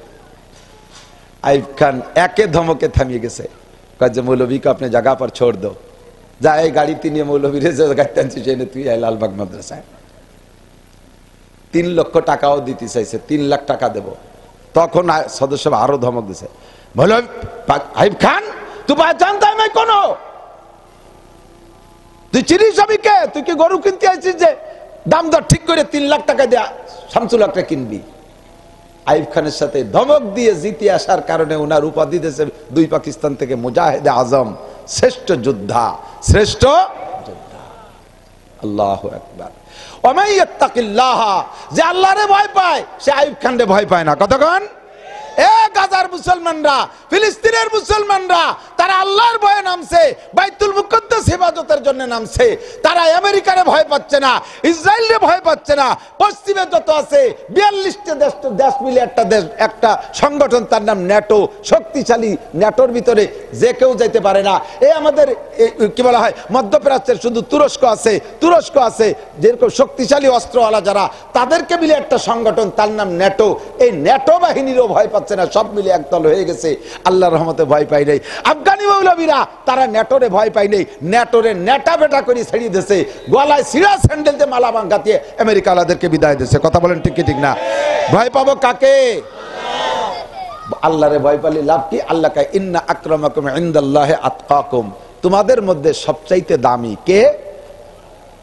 তোমাদের মধ্যে সবচেয়ে দামি প্রেসিডেন্ট আমরা তো জানি প্রেসিডেন্ট সবচেয়ে দামি প্রধানমন্ত্রী স্বরাষ্ট্রমন্ত্রী পররাষ্ট্রমন্ত্রী অন্য কোন মন্ত্রী তোমাদের ভিতরে সবচেয়ে দামি সেনা প্রধান পুলিশের আইজিপি র্যাবের প্রধান বিডিআর প্রধান ডিসি সাহেব এসপি সাহেব ওসি সাহেব ডিআইজি সাহেব এগুলো সম্মানী নো এর কেউ সম্মানী না হ্যাঁ এবার সবাই সম্মানী যদি তাদের ভিতরে আল্লাহর ভয় থাকে আর আল্লাহর ভয় আছে তাকওয়া যদি থাকে তাহলে কি করবে তারা খুঁজে দেখেন তাকওয়ার যে কাজ সে কাজগুলো করে নাকি তাকওয়ার বহিঃপ্রকাশ দুই রকম ঘটে একটা হলো বাহ্যিক ভাবে আর একটা হলো আভ্যন্তরীণ ভাবে আভ্যন্তরীণটা জরুরি বেশি প্রকাশ্য ভাবে আমি তাকওয়া মুখে বলি টুপি একটা পরলাম পাগড়ি একটা মাথায় দিলাম তবলিগে 3 চিল্লা দিলাম জুব্বু একটা গায়ে দিলাম মসজিদে গেলাম ঘন ঘন টিবরি মারি তসবিহ দানা টিপতি তালে থাকি জোরে জোরে জিকির করি মনে সবাই বোঝে যে দারুণ মুত্তাকিন লোক তবলিগে যায় সরমুনায় যায় মুত্তাকিন মানুষ অথচ ভিতরে আকামের গুরু আইল ঠেলে জাল দলিল করে মিথ্যে সাক্ষী দেয় মিথ্যে মামলা দেয় গোপনে গোপনে সুদিয়ে কারবার করে যে জায়গা কেউ দেখে না সে জায়গা উনি গাইড কাটতে তালে থাকে জাহেরে তাকওয়া দেখানো বড় সহজ বাতেনে তাকওয়া দেখানো বড় কঠিন এই জায়গা মেলা মানুষের মধ্যে আসি আজান দিলে নামাজ পড়া বড় সহজ যখন একা একা বাড়ি থাকি তখন ওই সময় যদি তাহাজ্জুদ পড়ি তাহলে বোঝা যাবে যে হ্যাঁ আমার মধ্যে তাকওয়া আছে আমি যে কাজটা কেউ না দেখে সেই কাজ অন্যায় কাজটা করার সময় যদি আমাকে চেপে রাখতে পারি তাহলে বোঝা যাবে আমার মধ্যে তাকওয়া আছে কথা বলেন ঠিক ঠিক না আল্লাহু আকবার একটা গল্প না বলে পারতেছি না আমার ঢাকার হুজুর দামাত বরকাতুম বলতেন আমার ঢাকার হুজুরের জন্য ঢাকার হুজুরের জন্য সবাই দোয়া করবেন আল্লাহ যেন ওনাকে একটু সুস্থ করে দেন বলেন আমিন একটু সুস্থ করে দেন বলেন আমিন শেষের দিকে সদস্য গাছের একটা ফল আমাদের সামনে ঘুরে বেড়াচ্ছে এই আসতে না সে কথা বল স্টেজে বসে কথা বলতে যে মাইক দেওয়া হয়নি ওয়াজ করেই যাচ্ছে এখনো মাইক সেট করা হয়নি উনি মনে হচ্ছে মাইক সামনে ওয়াজ করতেছে তো করতেইছে এক কথারে 5-7 বারও বলতেছে অথচ যে মানুষটা ওরকম হাফেজ আমি বাংলার জমিনে দেখি নাই এত বড় হাফেজ আমার ঢাকার হুজুর আল্লাহ তো ঢাকার হুজুর এই কিসসাটা খুব বলতেন আব্দুল্লাহ ইবনে মুবারক রাহমাতুল্লাহ আলাইহির গল্পটা এই আব্দুল্লাহ ইবনে মুবারক নাম হলো আব্দুল্লাহ বাপের নাম মুবারক এই জন্য বলে আব্দুল্লাহ ইবনে মুবারক বহুত বড় আলেম ইমাম বুখারী টুকারি ইনাদের চাইতে অনেক বড় আলেম বড় মুহাদ্দিস বিশ্বের শ্রেষ্ঠ মুহাদ্দিস আব্দুল্লাহ ইবনে মুবারক কত বড় মুত্তাকিন মানুষ উনি হজে যাচ্ছেন সাথী আছে খাদেম আছে ধনী মানুষ উনি অনেক ধনী মানুষ আব্দুল্লাহ ইবনে মুবারক অনেক টাকা পয়সা নিয়ে যাচ্ছেন এর আগেও হজ করছে এবার যাচ্ছে নফল হজ করতে কত দূর যাওয়ার পরে অর্ধেক পথ যাওয়ার পরে এক জায়গায় তাঁবু লাগাইছে মরুভূমির দেশ তাঁবু লাগাইছে পাশে গ্রাম আছে কলোনি আছে তাঁবু লাগাই ওর মধ্যে বসছে রাত্রে রইছে সকালবেলা নামাজ কালাম পড়ে ইশরাক পড়ে বসে ওজিফা করতেছেন নাস্তা খাবেন এর মধ্যে তাঁবুর দরজা মেয়ে বয়সে চেহারায় বোঝা যাচ্ছে যুবতী মেয়েটা বুড়ির মতো বুড়ো মানুষের মতো কুজো হয়ে গেছে গায়ে চামড়া হাড়ের সাথে লেগে গেছে নারীদের নারীত্বের যে গঠন শরীরের ভিতরে তার কিচ্ছু নাই ছেলে না মেয়ে গায়ের দিকে তাকায় বোঝা যায় না চামড়া হয়ে গেছে সব জায়গা কুজোয়ে যাইতেছে মেয়েটা কাঁপতে কাঁপতে, হাতে একটা মরা মুরগি।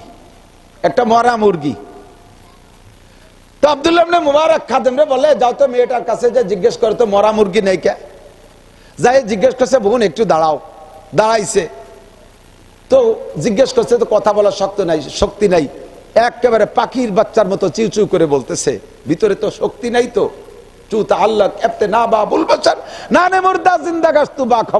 মানুষ না খাইতে না খাইতে নিস্তেজ হয়ে যায়, কথা বলতে পারে না। এরপরে যখন রুটি খাওয়াই দেয় তখন কথা বলে। আসলে কথা মানুষই বলে না, কথা রুটিতে বলে। কথা কোন ঠিক না? এই মেয়েটার পেটে কিছু নাই, কথা বলতে পারতেছে না।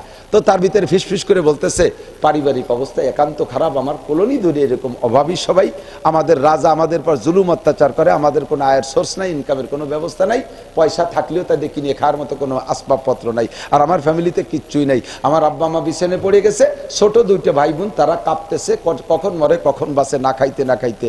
আমি একটু ভালো আছি, তাই বেরোইছি যে তাদের জন্য কোনো খাদ্য সংগ্রহ করতে পারি কিনা। তো রাস্তায় একটা মরা মুরগি ফেলানো পাইলাম, চিন্তা করলাম যে কমপক্ষে মরা মুরগিটা আমাদের জন্য এখন খাওয়া হালাল, এইটাকে নিয়ে সিদ্ধমিদ্ধ করে তাদের নিয়ে একটু ভাঙযোগ করে খাবো, পানি দিয়ে গুলাইয়া, তাই নিয়ে যাচ্ছি। খবর শুনে হযরত আব্দুল্লাহ ইবনে মুবারক রাহমাতুল্লাহ আলাইহি কাঁদিয়ে দিছে। মেয়েটিকে ডাকছে, কাছে ডাকছে, পর্দার বাইরে রেখে বলছে, মা আমার কাছে যে খাবার আছে এই খাবার তুমি আপাতত নিয়ে যাও, আর তোমার 1 বছর চলতে কত টাকা লাগবে বস্তা ভরে স্বর্ণ নিয়ে যান। হযরত আব্দুল্লাহ ইবনে মুবারক বস্তা ভরে স্বর্ণের টাকা, দিনার আর দিরহাম নিয়ে যায়, মক্কা মদিনায় যাইয়া গরিবদের ভিতরে বিতরণ করে। আল্লাহর বান্দা এইভাবে উটের পিঠে বস্তা ভরে সোনার উপর টাকা নিয়ে যাচ্ছে। কয়েক বছর চলতে এই পরিমাণ লাগতে পারে। ওই মেয়েটাকে যা লাগবে সব দিয়ে দিছে, আর বলছে তোমার এলাকার মানুষের খবর কি? আমার এলাকার মানুষ, আমার কলোনিদের সবই একই অবস্থা, অত্যন্ত অভাবী। আব্দুল্লাহ ইবনে মুবারক খাদেমকে বললেন, এখান থেকে বাড়ি ফিরে যাইতে কয় টাকা লাগবে? কয় হুজুর 100 টাকা লাগবে। কয় ওই 100 টাকা কাছে রাইখা বাকি সব টাকা গরিবদের মধ্যে বিতরণ করো, আমাদের এবছর হজ করা লাগবে না, আমার 1 লক্ষ বার হজের চাইতে এই গরিবদের মুখে 2টো খাবার দেওয়ার গুরুত্ব বেশি। আমার বড় লোকরা, আল্লাহর ভয় যদি অন্তরে থাকে তাহলে এমন কাজ করতে পারে। আমার দেশের বড় লোকরা মাসে একবার উমরায় যায়, জাত ধরে উমরায় যায়, আস্ত বিমান নিয়ে চলে যায়। এলাকার মানুষ গরিব দুঃখী অসহায় কাঙ্গাল বিধবা না খাওয়া কত মানুষ রয়েছে, ফকির মিসকিন। মাদ্রাসার ছেলেরা ভর্তি হইতে পারতেছে না, একটা পোশাক পরতে পারে না। আমার মাদ্রাসায় দেখি মাঝে মাঝে ছেলেদের লুঙ্গি দেখলে আমার চোখে পানি রাখতে পারি না। আমি মাঝে মাঝে আমার 5টা-7টা লুঙ্গি আমি তাদের ভিতরে বিতরণ করে দেই। আমার জামা কাপড় যার গায়ে যেটা হয় আমি 2-3টে রেখে দিয়ে দেই, সবগুলো তাদের মধ্যে আমার ভালো লাগে না। ওদের পরনে ছিঁড়া লুঙ্গি দেখলে আমার খারাপ লাগে। আমার মনে আছে আমি নিতান্ত গরিবের ছেলে, আমার আব্বা আমার স্যান্ডেল পর্যন্ত কিনে দিতে পারতেন না। ছাত্র ভাইদের পুরন ফেলাইনে পজ আমি সিলাইনির পাইপ দিয়ে ফিতে বানাইয়া তাই ব্যবহার করছি। চেয়ারম্যানের বাড়ি লজিং থাকতাম, একটা মাত্র ছিঁড়া লুঙ্গি, একটা গেঞ্জি, একটা জামা, গামছাও আমার ছিল না। লুঙ্গির কেনি দিয়ে আমি পাল্টাই পুল্টে ভাবে পড়তাম। এত কষ্টের সাথে জীবন কাটাইছি। গরিব পোলাপান দেখলে আমার বড় কষ্ট লাগে। আব্দুল্লাহ ইবনে মুবারক রাহমাতুল্লাহ আলাইহি বলেন, আমি হজে যাব, আনন্দ করব, আর এলাকার মানুষ না খেয়ে পারবে এইটা হইতে পারে না। আমাইয়াত্তাকিন্না আকরামাকুম ইনদাল্লাহি আতকাকুম, আল্লাহর ভয় আল্লাহর বান্দা কোটি কোটি টাকা দান করে দিয়ে আল্লাহর কাছে সম্মান পাইছে। কেমন সম্মান? কিয়ামত পর্যন্ত যত মুহাদ্দিস দুনিয়া আসবে সমস্ত মুহাদ্দিসের গোড়া হযরত আব্দুল্লাহ ইবনে মুবারক। ওনার আব্বার নাম মুবারক। আরে এটাও পৈতৃক নিয়ামত। দিক তাকান, বংশ পরাক্রমে যোগ্যতা চলে আসে। বাপদাদা যদি দানবীর হয় ছেলেরাও দানবীর হয়, বাপদাদা যদি কৃপণ হয় সন্তানরাও কৃপণ হয়ে যায়, ঠিক কিনা? কোটি কোটি টাকার মালিক হাতের ভাষায় দিয়ে কারুনির মতো একটু পানিও পড়ে না, এরকম কিছু নেককার মানুষ আছে না সমাজে? আব্দুল্লাহ রাহমাতুল্লাহ আলাইহির বাপ মুবারক করিম, এই কিস্সাটা হুজুর বলেন। এই মুবারক করিম কত বড় মুত্তাকিন, বাপ যেমন ছেলে তেমন। মুবারক করিম এক বড় মালিকের বাড়ির গোলাম ছিলেন। মালিকের অনেক বাগান, এক এক বাগানে এক একটা মালি 2-4-5টা করে মালি দেওয়া।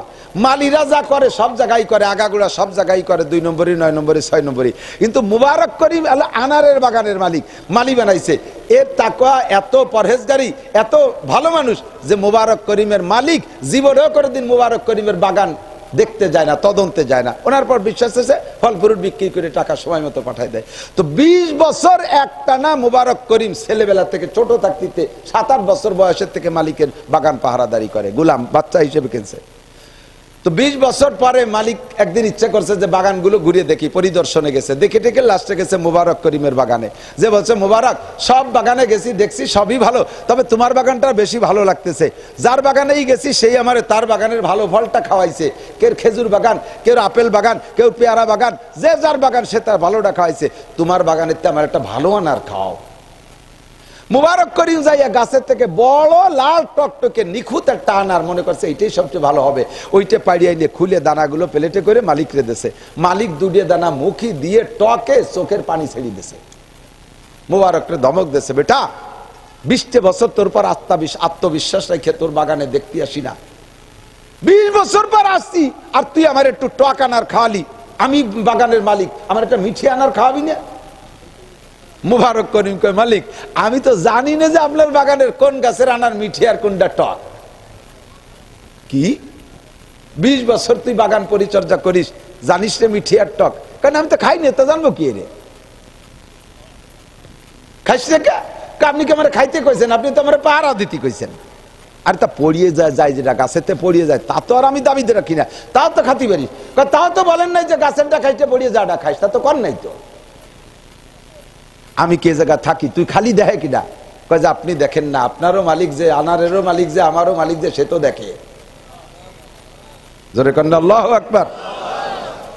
আরে প্রধানমন্ত্রী মাল দেয় রাস্তা বানাইতে, প্রধানমন্ত্রী আসে না, আমাদের মুবারক করিমরা রাস্তা বানায়। 10 কিলোমিটার রাস্তা বানায়, ওই মাথায় জাতি জাতি পিছনের রাস্তার টিউবার হয়, খাইজনি চুলকনি পাঁচরা 20 ফুড়া টেমা হয়ে গেছে, ভুলিয়ে গেছে, মাঝখানতে ড্রেন হয়ে গেছে, ইরিদানের ব্লকের ড্রেন। মুবারক করিমরা খাইয়ে ফেলাইছে, প্রধানমন্ত্রী দেখে না, খাবো তার কি? ব্রিজের রড খাইয়ে ওর মধ্যে কুঞ্চি ডুবাই দিয়েছে। সুবহানাল্লাহ। এ আছে না নাই মুবারক করিম বাংলা জমিনে? প্রধানমন্ত্রী করোনার তিরান দিয়েছে, তাও মুবারক করিমরা খাইয়ে ফেলাইছে। প্রধানমন্ত্রী দেখে না তো কে দেখে? মুবারক করিম কয়, আপনি দেখেন না, আল্লাহ তো দেখে। শুনেই মালিক কান্দে দিয়েছে, কয় তোর কি কোনোদিন পড়ানো চাই নাই খাতি? কয় যে স্যার কতবার যে পড়ানো চাইছি, একেবারে আজকে মনে করছি যে গিরিয়ে খাইয়ে কেউ যাতে না দেখে, আমি আনারে হাতও দিছি তুলে খাবো, ওই সময় দেখি যে আমার দিকে আল্লাহ তাকায় রয়েছে, আল্লাহ আমার হাতের দিক তাকায় রয়েছে, আমি আর ছিড়তে পারি না, হাতের বল কমে গেছে। মালিক কয়, মুবারক খুন করে ফেলাইছিস, আর তোরে এভাবে বন্দি করে রাখা যাবে না। গোলাম মানে কি বাড়ির গরুর মতো, ইচ্ছে করলে হাটে নিয়ে ফরডাঙ্গার হাটে বেচবেন, পরের দিন একটা কিনে নিয়ে আসবেন। গোলাম মানে এরকম, নিজস্ব কোনো মালিকানা নাই। গোলামের সন্তান হওয়ার বিবাহ শাদী দেয় মালিকে, তার সন্তান হবে, সে সন্তানের থেকেও বাপে কিছু খাইতে পারবে না, ও সন্তানও মালিকের। এমন গোলামের গোলাম। আজকে গোলাম রেখা মুবারক, আর তোরে বন্দি করে রাখলে আল্লাহ বেজার হবে, আজকে থেকে তুই আজাদ, তোরে স্বাধীন করে দিলাম। কোন সুবহানাল্লাহ। বেরোইছে কিসের ওসিলায়? কোন তো তাকওয়া। কোন কিসের ওসিলা? বলেন কিসের ওসিলা? আল্লাহ কয়, আমাইয়াত্তাকিল্লাহ ইয়াজআল লাহু মাখরাজা, যে আল্লাহরে ভয় পায় আল্লাহ তাআলা তার বের হওয়ার ব্যবস্থা করে দেয়। কি সুন্দর ব্যবস্থা! গোলামের জিনজির থেকে আল্লাহ তাআলা বের করে দিয়েছে। 20 বছর জিহ্বারে কন্ট্রোল করছে। কি কে? জিহ্বাকে কন্ট্রোল করছে। আল্লাহর ভয়ে আল্লাহ তাআলা তাকে গোলামির থেকে আজাদ করে দিয়েছে। এখন মুবারক করিম আইজি আজাদ হইই যে মালিকের বাগান ফেলে দিয়ে চলে যাবে, এটা তো তার মানবতার খিলাফ। যে মালিক আমাকে এত বড় উপকার করলো, আজ কাইলোক চলে যাব, তবে আপাতত থাকি, মালিক অন্য লোক ব্যবস্থা করুক, তারপরে আজাদ করে দে। মালিক বাড়ি গেছে, যাইয়ে বউরে বলতেছে যে কাজ একটা করে থুয়েছি আজকে। কি করছেন? মুবারককে আজাদ করে দিছে এই গুণীর কারণে। বউ কান্দে দিছে বেল বেলাইয়া, আপনার সম্পদ আর টেকলো না, আপনার সব জায়গা 9 নম্বর 6 নম্বর 14 নম্বর মানুষে উল্টো পাল্টা করে, নামাজ নাই, কালাম নাই, ইবাদত নাই, বন্দেগী নাই। এক মুবারক করিমের তাকওয়ার ওসিলা আল্লাহ তাআলা আপনার সম্পদ টিকিয়ে রাখছে, আর আজকে তারা আজাদ করে দিয়েছেন। ও জামিনে চলে সম্পদের ভিতরে উল্টো পাল্টা শুরু হয়ে যাবে, আর আপনি তো ধনী থাকতে পারবেন না, আপনি গরিব হয়ে যাবেন। তাড়াতাড়ি মুবারককে ঠেকানোর ব্যবস্থা করেন। কার তো ফিরানোর তো কোনো কায়দা নেই, আজাদ করে দিলে আর ফেরে না। এখন যে কোনো কায়দা করেন, মুবারকরে খবর দিয়ে ডেকে রেখে, মুবারক আজাদ তো তোরে করে দিছি, কিন্তু আমার একটা অনুরোধ। কয় যে বলেন স্যার? কয় যে আজকে থেকে তুই আজাদি, তবে আমার পুরো সম্পদের চিফ ম্যানেজার তুই, আমার পরে অ্যাসিস্ট্যান্ট মালিক তুই। জোরে কর না সুবহানাল্লাহ। এই যে পদমর্যাদা বাড়তিছে না কমতিছে? জোরে কও, যুবক বাড়ে না কমে? কিসের কারণে? কত 20 বছর জিহ্বারে কন্ট্রোল করছে আল্লাহর ভয়ে, ঠিক না? আল্লাহ তাআলা বাড়াচ্ছে, ইন্না আক্রামাকুম ইনদাল্লাহি আতকাকুম, তোমাদের মধ্যে যারা আল্লাহরে বেশি ভয় পায় তারাই সম্মানী। দিন দিন সম্মান বাড়তেছে। কিছুদিনের ভিতরে মালিকের মেয়ে একটা বিবাহর যোগ্য হয়ে গেছে। এখন মেয়ে বিয়ে দেবে, কার সাথে পরামর্শ করবে, ছেলেটা কেমন হতে হবে? কয় যে পরামর্শদাতা কার কাছে জিজ্ঞেস করব? এক মেয়ে বিয়ে দিতে গেলে জামাইকে কাছে, আর এক মেয়ে বিয়ে দিয়া জামাইয়েরটা আছে, তার কাছে জিজ্ঞেস করলে সে উল্টো পাল্টা বুদ্ধি দেয়। সে কয় যে না, ডলির কি বিয়ের বয়স হয়েছে নি, কেবল হলো বয়স 22 বছর, মানে দুলো ভাই একটু ওই নিয়ে খষ্টি নষ্টি হয়ে বেড়াতে পারবে। এই উল্টো পাল্টা কার কাছে বুদ্ধি নেব? না, কয় তাহলে ভালো একটা আমানতদার ছেলের কাছে বুদ্ধি নিতে হয়। আমানতদার ছেলেকে মুবারক করিমের চাইতে আমানতদার নাই, ওর কাছে জিজ্ঞেস করলে অরিজিনাল বুদ্ধি দেবে। কথা কন দেখে কয় মুবারক আমি তো মেয়ে বিয়ে দেবো, ছেলেটা কেমন হলি ভালো হয় তুই একটু কদি। তো মুবারক কইতেছে স্যার আমি কি বলবো, গোলামের তে মাত্র আজাদ হলাম, আমার বংশের মধ্যেই বুদ্ধির কোনো লেশ নাই, শিক্ষা দীক্ষা নেই। তবে আমি হাদিস পড়ছি, আল্লাহ নবী বলেন তুনকাহুল মারআতুলি আরবা, মেয়েদেরকে বিয়ে দেওয়া হয় 4টি গুণ দেখে, ছেলের মধ্যে 4টি গুণ। লিমালিহা, তার মালদার পার্টি দেখে। বড় লোক যদি মাইয়ার মা হয়, বাপ হয়, তাহলে বড় লোক ছেলে খোঁজে, একটা হলো মালদার দেখে।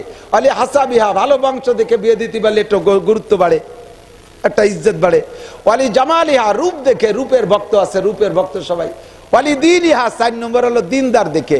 তবে নবী এই 4টের মধ্যে বললেন ফাজফার বিজাতিদ দিন, দিনদাররা প্রাধান্য দাও, দিনদারটাকে প্রাধান্য দাও, কারণ দিনদার আসল। মালও বেশিক্ষণ থাকে না, রূপও বেশি দিন থাকে না, বংশমর্যাদাও বেশি দিন টেকে না, তবে দিনদারিটা স্থায়ী। কথা কন ছেলেরা যদি বিয়ে করিস মাইয়া, তাহলে আইয়ে বিয়ে এমএ পাস বউ খুঁজিস না, বিয়ে করতে যাইয়া র্যাব বউ খুঁজিস না, বিয়ে করতে যা পুলিশের চাকরি বউ খুঁজিস না। বউ যদি চাকরি হয়, চাকরি বোর কামাই খাইয়ে দেখিস কিরম ঠে, জুতোর বাড়ি খাবি ডেলি সকাল বিকেল, কয় বা বেটা জোড়া লাথি খাবি, গরুতি 1 পাউ দিয়ে লাতে, গুড়াই লাইতে 2 পাউ দিয়া শুয়ে যাবি লাথির ঠেলায়। এই চাকরি ভবি করিস না, মালদার পার্টির কাছে যাইস না। হজবার বি জাতির দিন, খোঁজ নে যে ভবানীপুর মহিলা মাদ্রাসায় পড়ে, আল্লাহু আকবার, মহিলা মাদ্রাসায় পড়ে, হাফেজা আলেমা তাহাজ্জুদ গুজার পর্দা নশীন একটা মেয়ে খোঁজ, হজবার বি জাতির দিন। তো মুবারক করিম এই 4 পরামর্শ দিলে মালিক কইতেছে মুবারক তাহলে ঠিক আছে, আমার তো ধন সম্পদের অভাব নেই, তো তুই দেখ একটা দিনদার ছেলেই খোঁজ, 1 বছরের মধ্যে বিয়ে দেবো। মুবারক করিমে যে তাকওয়ালা, ও খুঁজলে ওইরকম তাকওয়ালা খুঁজবে না। আর মালিক বলছে ছেলে খুঁজে দিবি, তাহলে যদি 2 নম্বর 6 নম্বর একটা দেয় তাহলে আবার গ্যাঞ্জাম বাঁধবে। এই জন্য মুবারক খুঁজতিছে, ধুমসা খোঁজা, এক করে কোষ্টি পাথর দিয়ে মাপতিছে। 1 বছর খুঁজে খাইছে, এসে কয় সার পালাম না, না আমার পছন্দ মতো ছেলে হয় না। স্বামী স্ত্রী 2 জনে এই কথার পর পরামর্শ বইছে, কয় যে আর পাওয়ার দরকার নাই, মুবারকের চাইতে দিনদার ছেলে দুনিয়ায় নাই, মাইয়ার এদিক ওদিক দেওয়ার দরকার নেই, মুবারক রে দিয়ে দিই। দাম বাড়তেছে না কমতেছে? কি কারণে কও তো? তাকওয়া। কি কারণে? তাকওয়া। তুমি যে জায়গা চাকরি করো ওই জায়গা তাকওয়া রাখো, যে কোনো ডিপার্টমেন্টে তাকওয়া ঠিক রাখো, জবান কন্ট্রোল করো, হাতরে হেফাজত করো, পকেটে হেফাজত করো, তোমার সম্মান প্রমোশন বাড়বেই বাড়বে। এখন মুবারকরে বিয়ের প্রস্তাব দিলে মুবারক ফেলফেলাই কান্দিছে, কয় স্যার ইয়ার বিয়ে মানানো হয়ে যাবে, এত বড় বল মাছ ছোট খালের মধ্যে ঢুকলি, খালেরও অশান্তি মাছেরও অশান্তি, খাল হিসেবে মাছও কি হবে না। স্যার আমার তো দেনমোহরের টাকাই নাই, তা দেনমোহর দেবো কি দিয়া, বিয়ে করতে তো দেনমোহর লাগে। মালিক কয় কি, আমার টোটাল সম্পদের 3 ভাগের 1 ভাগ তোমার নামে দলিল করে দিলাম, তুমি ওখান থেকে মাল বের করে সেই টাকা দিয়ে দেনমোহর দিয়ে মেয়ে বিয়ে করো। সেই টাকা দিয়ে দেনমোহর দিয়ে মেয়ে বিয়ে করিয়া সেই ঘরে যে সন্তান, সেই সন্তান আব্দুল্লাহ, তাই বলা হয় আব্দুল্লাহ ইবনে মুবারক। এই আব্দুল্লাহ ইবনে মুবারক সারা পৃথিবীর শ্রেষ্ঠ মুহাদ্দিস, জোরে কোন সুবহানাল্লাহ। ইন্না আকরামাকুম ইনদাল্লাহি আতকাকুম। হাজারো গল্প আছে এই তাকওয়ার দোস্ত। এই আব্দুল্লাহ ইবনে মুবারকের এক গোলাম, এক মুরিদ, কর্মকার, আব্দুল্লাহ ইবনে মুবারকের ইন্তেকালের 1 সপ্তাহ পরে কর্মকার মারা গেছে। আব্দুল্লাহ ইবনে মুবারক রাহমাতুল্লাহ আলাইহি এক খলিফা স্বপ্নে দেখতেছে যে জান্নাতের ভিতরে আব্দুল্লাহ ইবনে মুবারক আর ওই কর্মকার পাশাপাশি, তবে কর্মকারের পদমর্যাদা একদিক দিয়ে বেশি মনে হচ্ছে। ওই খলিফাই আশ্চর্য স্বপ্নে, যে আল্লাহ কোথায় আব্দুল্লাহ ইবনে মুবারক আর কোথায় কামার কুমার, কি তো বুঝতে পারতেছি নাকি বেসতে আসলাম না কি বাংলাদেশে গেলাম, কোনই গেল নাকি কি দেখতেছি। এখন স্বপ্ন ভেঙে যাওয়ার পরে উনি আশ্চর্য, আমি কি দেখলাম, চলে আইসে কর্মকারের খুঁজতি, আইসে দেখে যে আব্দুল্লাহ ইবনে মুবারকের বাড়ির অপোজিটে এই বেড়াগুলা কোনো মতে পাতা পুঁতে দিয়ে বেড়া দিয়া সুন্দর পর্দা করা একটা ঝুপড়ি ঝাপড়া ছোট ঘর। এই বাড়ি এসে খবর পাইছে যে এইটা সেই কর্মকারের বাড়ি। বাড়ির বাইরের থেকে সালাম দিয়েছে, আফিল বাইতে কর্মকার বাড়ি আছে নাকি। ভিতরের থেকে একটা মহিলা স্লো আওয়াজে সালামের উত্তর দিয়ে বলছে, মাতা, উনি তো এই অল্প কয়েকদিন আগে মারা গেছে। তো জিজ্ঞেস করছে উনি কি করতেন একটু বলেন তো, এটি কেন দেখলেন? স্বপ্ন ইল্লাল্লাহ কে মারবে, লা ইলাহা কে উঁচু করছে। ইতিমধ্যে যদি মুয়াজ্জিনের আযান কানে আসে, আল্লাহু আকবার আল্লাহু আকবার, ইল্লাল্লাহ জবানে বলতেন, কিন্তু হাতুড়িটাকে লোহার উপরে মারতেন না। আমি একদিন বললাম, ওগো আমার প্রিয় স্বামী, ইল্লাল্লাহ জবানে বলেছেন, হাতুড়িটা নিচেই ফেলাই দিয়েছেন, যদি বরাবর লোহার উপরে মারতেন তাহলে আপনার কাজ তো একটু চুল পরিমাণ হইলেও আগায় যাইতো। আপনি কেন লোহার উপরে নামাইরে পাশে ফেলাই দিলেন? আমার এমন ভাবে ধমক দিয়েছে, কয় তুমি মুনাফিক হয়ে গেছো। মুয়াজ্জিন কয় আল্লাহ বড়, এরপরে যদি আমি হাতুড়ি দিয়ে লোহার পর বাড়ি মারি, প্রমাণ হবে আল্লাহর চাইতে আমার লোহা বড়। ইল্লাল্লাহ তো আমি বলবোই বলবো, আমার কাজের উপরে আমি হাতুড়ি মারবো না। আমি আল্লাহকে ভয় পাই, আমি আল্লাহকে ভয় পাই, এই জন্য আমি ইল্লাল্লাহ কই হাতুড়িটাকে আমি লোহার উপরে মারি না। আমি আমার স্বামীর এই একটা আমল দেখেছি। 2 নম্বর আমল দেখেছি, রাতের বেলা কাজ কাম সাইরে আইসা কোরআন শরীফ বুকের সাথে জড়িয়ে ধরে কাঁদতেন আর বলতেন, আল্লাহ হাজা কালামু রাব্বি, হাজা কালামু রাব্বি। আল্লাহ আমি মূর্খ অশিক্ষিত, তোমার কালাম পড়তে পারি না। এই কোরআন শরীফ নিয়ে জড়াজড়ি করতেন আর আল্লাহ আল্লাহ জিকির করতেন। এরপরে 3 নম্বর দেখছি, ওই কোরআন শরীফ নিয়ে জড়াজড়ি করতেন আর বলতেন, আল্লাহ আব্দুল্লাহ ইবনে মুবারক বহুত বড় আলেম, আল্লাহওয়ালা বুজুর্গ, সারা রাত কিতাব দিন ভরে কিতাবাদি পড়াপড়ি করে, হাদিস কোরআনের দর্স তাদরিস দেয়, জিকির বিকির করে। জান্নাতের মধ্যে আব্দুল্লাহ ইবনে মুবারক কত বড় সম্মানী হবে। আমার মতো কর্মকারের কি খানা থাকবে সে জায়গায়? আমার কি কোনো ভ্যালু বার্তা থাকবে? আমার চাইতে আব্দুল্লাহ ইবনে মুবারক কত বড়। আমি যদি সময় পাইতাম আবার আলেম হইতাম, এই বলে আলেমদেরকে বড় জানতেন, নিজেরে নিজে ছোট জানতেন। আল্লাহু আকবার। খেসরা রঞ্জুরে সাজো জারে জার, খেসরা রঞ্জুরে সাজো জারে জার, তাতুরাবি রুকুনা দাজ ইশতেহার, এই বলে আব্দুল্লাহ ইবনে মুবারককে বড় করতেন। আমি এই 3টে কাজ ওনাকে দেখেছি। আল্লাহর বান্দা চলে গেছে, পরের রাত্রে স্বপ্ন দেখে আব্দুল্লাহ ইবনে মুবারককে, বলতেছে, হযরত আমি আপনারও দেখলাম জান্নাতে, কর্মকারও দেখলাম জান্নাতে, কর্মকারের পদমর্যাদা একদিক দিয়ে আপনার চাইতে বেশি দেখলাম, কারণ কি? আব্দুল্লাহ ইবনে মুবারক বলে, আমার সাগরেদ, আমার খলিফা, ওরে ওই কর্মকারের মর্যাদা বাড়ার কারণ হলো সে নিজে যদিও মূর্খ শিক্ষিত কর্মকার, জীবন ভরে আমারে বড় জানতো, আলেমদেরকে বড় জানতো, বুজুর্গানে দিনে সে বড় জানতো, নিজের নিজে ছোট জানতো। এই জন্য আল্লাহ পাক বলেন, আল্লাহর নবী বলেন, মান তাযা লিল্লাহ রাফাহুল্লাহ, যে নিজেকে নিজে ছোট জানে, আল্লাহর ওয়াস্তে আল্লাহর ভয়তে আল্লাহ তারে বড় বানাইয়া দেয়। তাকওয়া। ও আমার ব্যবসায়ী ভাইরা, কাঠির বাজারের ভাইরা, আজান হওয়ার সাথে সাথে শাটার বন্ধ করিতে হইবে। পারা যাবে? কথা কয় না, পারা যাবে? আজানের শব্দ কানে আসার সাথে সাথে আমরা যারা বিভিন্ন কাজে কাজী আছি, কাজ ছেড়ে দিতে পারবো? পারবো ইনশাআল্লাহ। আর একটা কাজও করব না। আমার মুফতি সাইদ আহমদ শাহ হুজুর রহমতুল্লাহ আলাইহে নানুপুরি হুজুরি খলিফা লাল পোলের আমি দেখেছি, হুজুর এত বেশি কিতাব দেখতেন, কিতাব দেখতে দেখতে দেখতে দেখতে একটা লাইনের হুজুর লিখতেছেন, লিখতে লিখতে একটা শব্দ, যেমন আব্দুল্লাহ লিখতে হবে, এই আব্দু পর্যন্ত লেখছে, এরপরে লয় লয় আকার হ এটুক বাকি আছে। আজান শোনার সাথে সাথে ওই শেষের 3 অক্ষর লেখেন নাই, আগে নামাজ পড়ে বাকি লেখালেখি। বলি আমিও পারি না, বলি আমিও পারি না, আবার মুত্তাকিন দাবি করি। ওমাইয়াত্তাকিল্লাহ ইয়াজআল লাহু মাখরাজা। চেষ্টা করা যাবে না ইনশাআল্লাহ? চেষ্টা করা যাবে না ইনশাআল্লাহ? রেডি আছি তো ইনশাআল্লাহ? আর যার ভিতরে কি ওয়াজের শেষ দেখি তাই 2 জন চলে আসছে, জরুরত না, বাকি ওই 2 জনের ছুটি, ওরা হয়তো ইস্তেঞ্জায় যাবে। ইসরায়েলের পক্ষে যারা তারা চলে যাবেন, ফিলিস্তিনের পক্ষে যারা তারা থাকবেন। ইসরায়েলের পক্ষে কেউ আছে নাকি? এই ইসরায়েলের পক্ষে কেউ আছে? ফিলিস্তিনের পক্ষে সবাই? বক্সিং দিয়ে একটা তাকবীর হবে, বক্সিং সহ, বক্সিং, নারায়ে তাকবীর, বক্সিং বক্সিং বক্সিংয়ের সাথে তাকবীর, বক্সিং না হলে শক্তি হয় না। নারায়ে তাকবীর। বিশ্বের মুসলিম এক হও, জিহাদ করো, এক হও, জিহাদ করো। ইহুদিদের দালালরা, জো বাইডেনের দালালরা, নেতানিয়াহুর দালালরা, নারায়ে তাকবীর। জাযাকুমুল্লাহ। এখনই যদি প্রধানমন্ত্রী আমাদের যাওয়ার রাস্তা করে দেয়, যাবেন? রেডি? আমাদের রাইফেল কামান লাগবে না, আহিয়ালা বাস আর কেড়াল, ঠিক আছে না? কেড়ালির বাড়ি তো খাই নাই, আর আহিয়ালা বাসের স্যাঙ্গা খাই নাই। আল্লাহর রহম, পাকিস্তানিরা খাইছে, বটির কোপ খাইছে আল্লাহ, তাই খাচ্ছে। আর টুকাটুক পুতোর মতো একটা অস্ত্র মারে, তার দাম 300 টাকা। তারে ঠেকাতির জন্য দুডিয়ে মারে, তার দাম $1,20,000। তাই দিয়ে সবটা ঠেকাতে পারতেছে না। মুসলমানদের এই মারে কি, ওমা রমাইতা ইজ রমাইতা ওয়ালাকিন্নাল্লাহ রমা। যখন মারে তখন আল্লাহই মারে মুসলমানদের হাতের মধ্যে, ঠিক কি না? কাজেই আমরা মরি বাঁচি জীবন দিতে রাজি। ফিলিস্তিনের 11,000 শিশু বাচ্চা টাচ্চা দিয়ে, মা বোন দিয়ে, মহিলা পুরুষ দিয়ে মেরে ফেলাইছে। 11,000 ইনশাআল্লাহ 11,000-এ 11 লক্ষ আদায় করে নেব ইনশাআল্লাহ। মুসলমানদেরকে দূর থেকে হিম্মত দিলেও তারা হিম্মত পায়।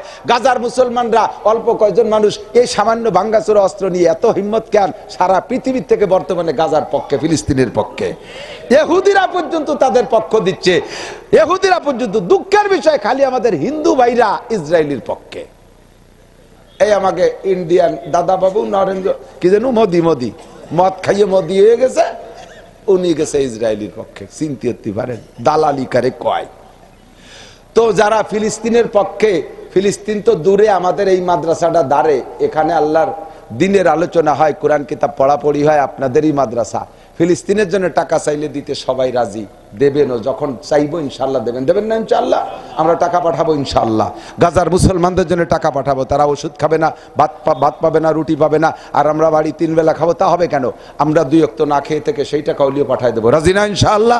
সবাই দিতে রাজি থাকবে, কেউ কৃপণা 10 টাকা হলিও সবাই দেবেন। তা আমাদের সামনে পর যেটা আছে, এই মাদ্রাসার 2তলা 3 তলার কাজ হবে, মাদ্রাসার কাজ চলতেছে, যেখানে যেটুকু কাজ আছে আমরা তৌফিক অনুযায়ী শরীক থাকবো। পারা যাবে না ইনশাআল্লাহ? এটাও আপনার তাকওয়ার রেজাল্ট, এটা আপনার তাকওয়ার রেজাল্ট। শয়তানে ভয় দেয়, এই আশ-শাইতান ইয়াইদুকুল ফাকরা, শয়তানে কয় টাহা দিস নে, দিলি পারে সে কাল সকালে ওষুধ কিনবা নাকি দিয়া, মাছ কিনবে নাকি দিয়ে ভয় দেয়। এই ইসরায়েলি নাকি কজন, এই যে আরতি দিছে ওই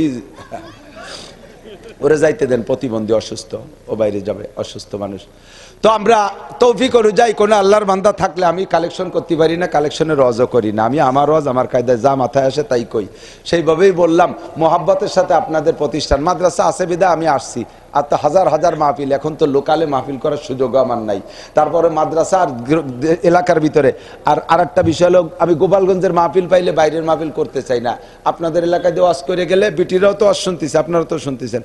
কয়েকদিন পর আমার সুলতানশী মাদ্রাসায় 8-9 ডিসেম্বর মাহফিল, চাইল উঠতে আসবে, একটু ওয়াজ করে দিয়ে গেলে আমার মাদ্রাসার সাইডে চাইল বেশি দেয়। এই জন্য আপনাদের সাথে একটা পীড়িত আমার হয় এর মাধ্যমে। তাই গোপালগঞ্জের মাহফিল আমি মিস করতে চেষ্টা করি না। যেভাবে 7:15 পর্যন্ত ওয়াজ করার কথা, 15 মিনিট বেশি করছি, 7:14 বাজে, মানে আরো 14 মিনিট বেশি গেছে। তো মোহাব্বতের সাথে কোনো আল্লাহর বান্দা থাকলে একটু বলবেন যে হুজুর, আমি এই মাদ্রাসা ইনশাআল্লাহ জেহাদের নিয়তে, আল্লাহর দ্বীনকে জিন্দা করার নিয়তে আমি মুত্তাকিনের খাতায় নামটা লেখায় দেবো। আব্দুল্লাহ ইবনে মুবারকের মতো একটা কৃতিত্ব আমি দেখায় দেবো। হজ বাদ্যের টাকা গরিবদের ভিতরে দান করা, এর একটা বহির্প্রকাশ আমার থেকে হবে। আমি মোহাব্বতের সাথে 5,000 10,000 টাকা দেবো এই মাদ্রাসায়। তাকলি কোনো আল্লাহর বান্দা বলবেন, আজকের মজলিসে অনেকের চোখ থেকে পানি আসছে অনেকের চোখ থেকে পানি, কথা বলেন আসছে না নাই? এ চোখের পানিওয়ালা মজলিসের দোয়া কবুল হয়। আমি দোয়া করবো, আল্লাহ তারে ব্যবসা বাণিজ্য বরকত দাও, হালালভাবে লাখ লাখ কোটি কোটি টাকার মালিক বানায় দাও, সুস্থতার সাথে লম্বা হায়াত দাও। ফিলিস্তিনি মুজাহিদ বদরি সৈনিকদের সাথে তারা জান্নাতি করে দিও। আল্লাহ মক্কা মদিনা মসজিদে নবাবী বানানো নির্মাণকারীদের সাথে জান্নাতি করে দিও। আছেন কোন আল্লাহর বান্দা? আলহাজ কদম মোল্লার নামে 10,000, বলেন আলহামদুলিল্লাহ। বেঁচে আছে হাজী সাহেবকে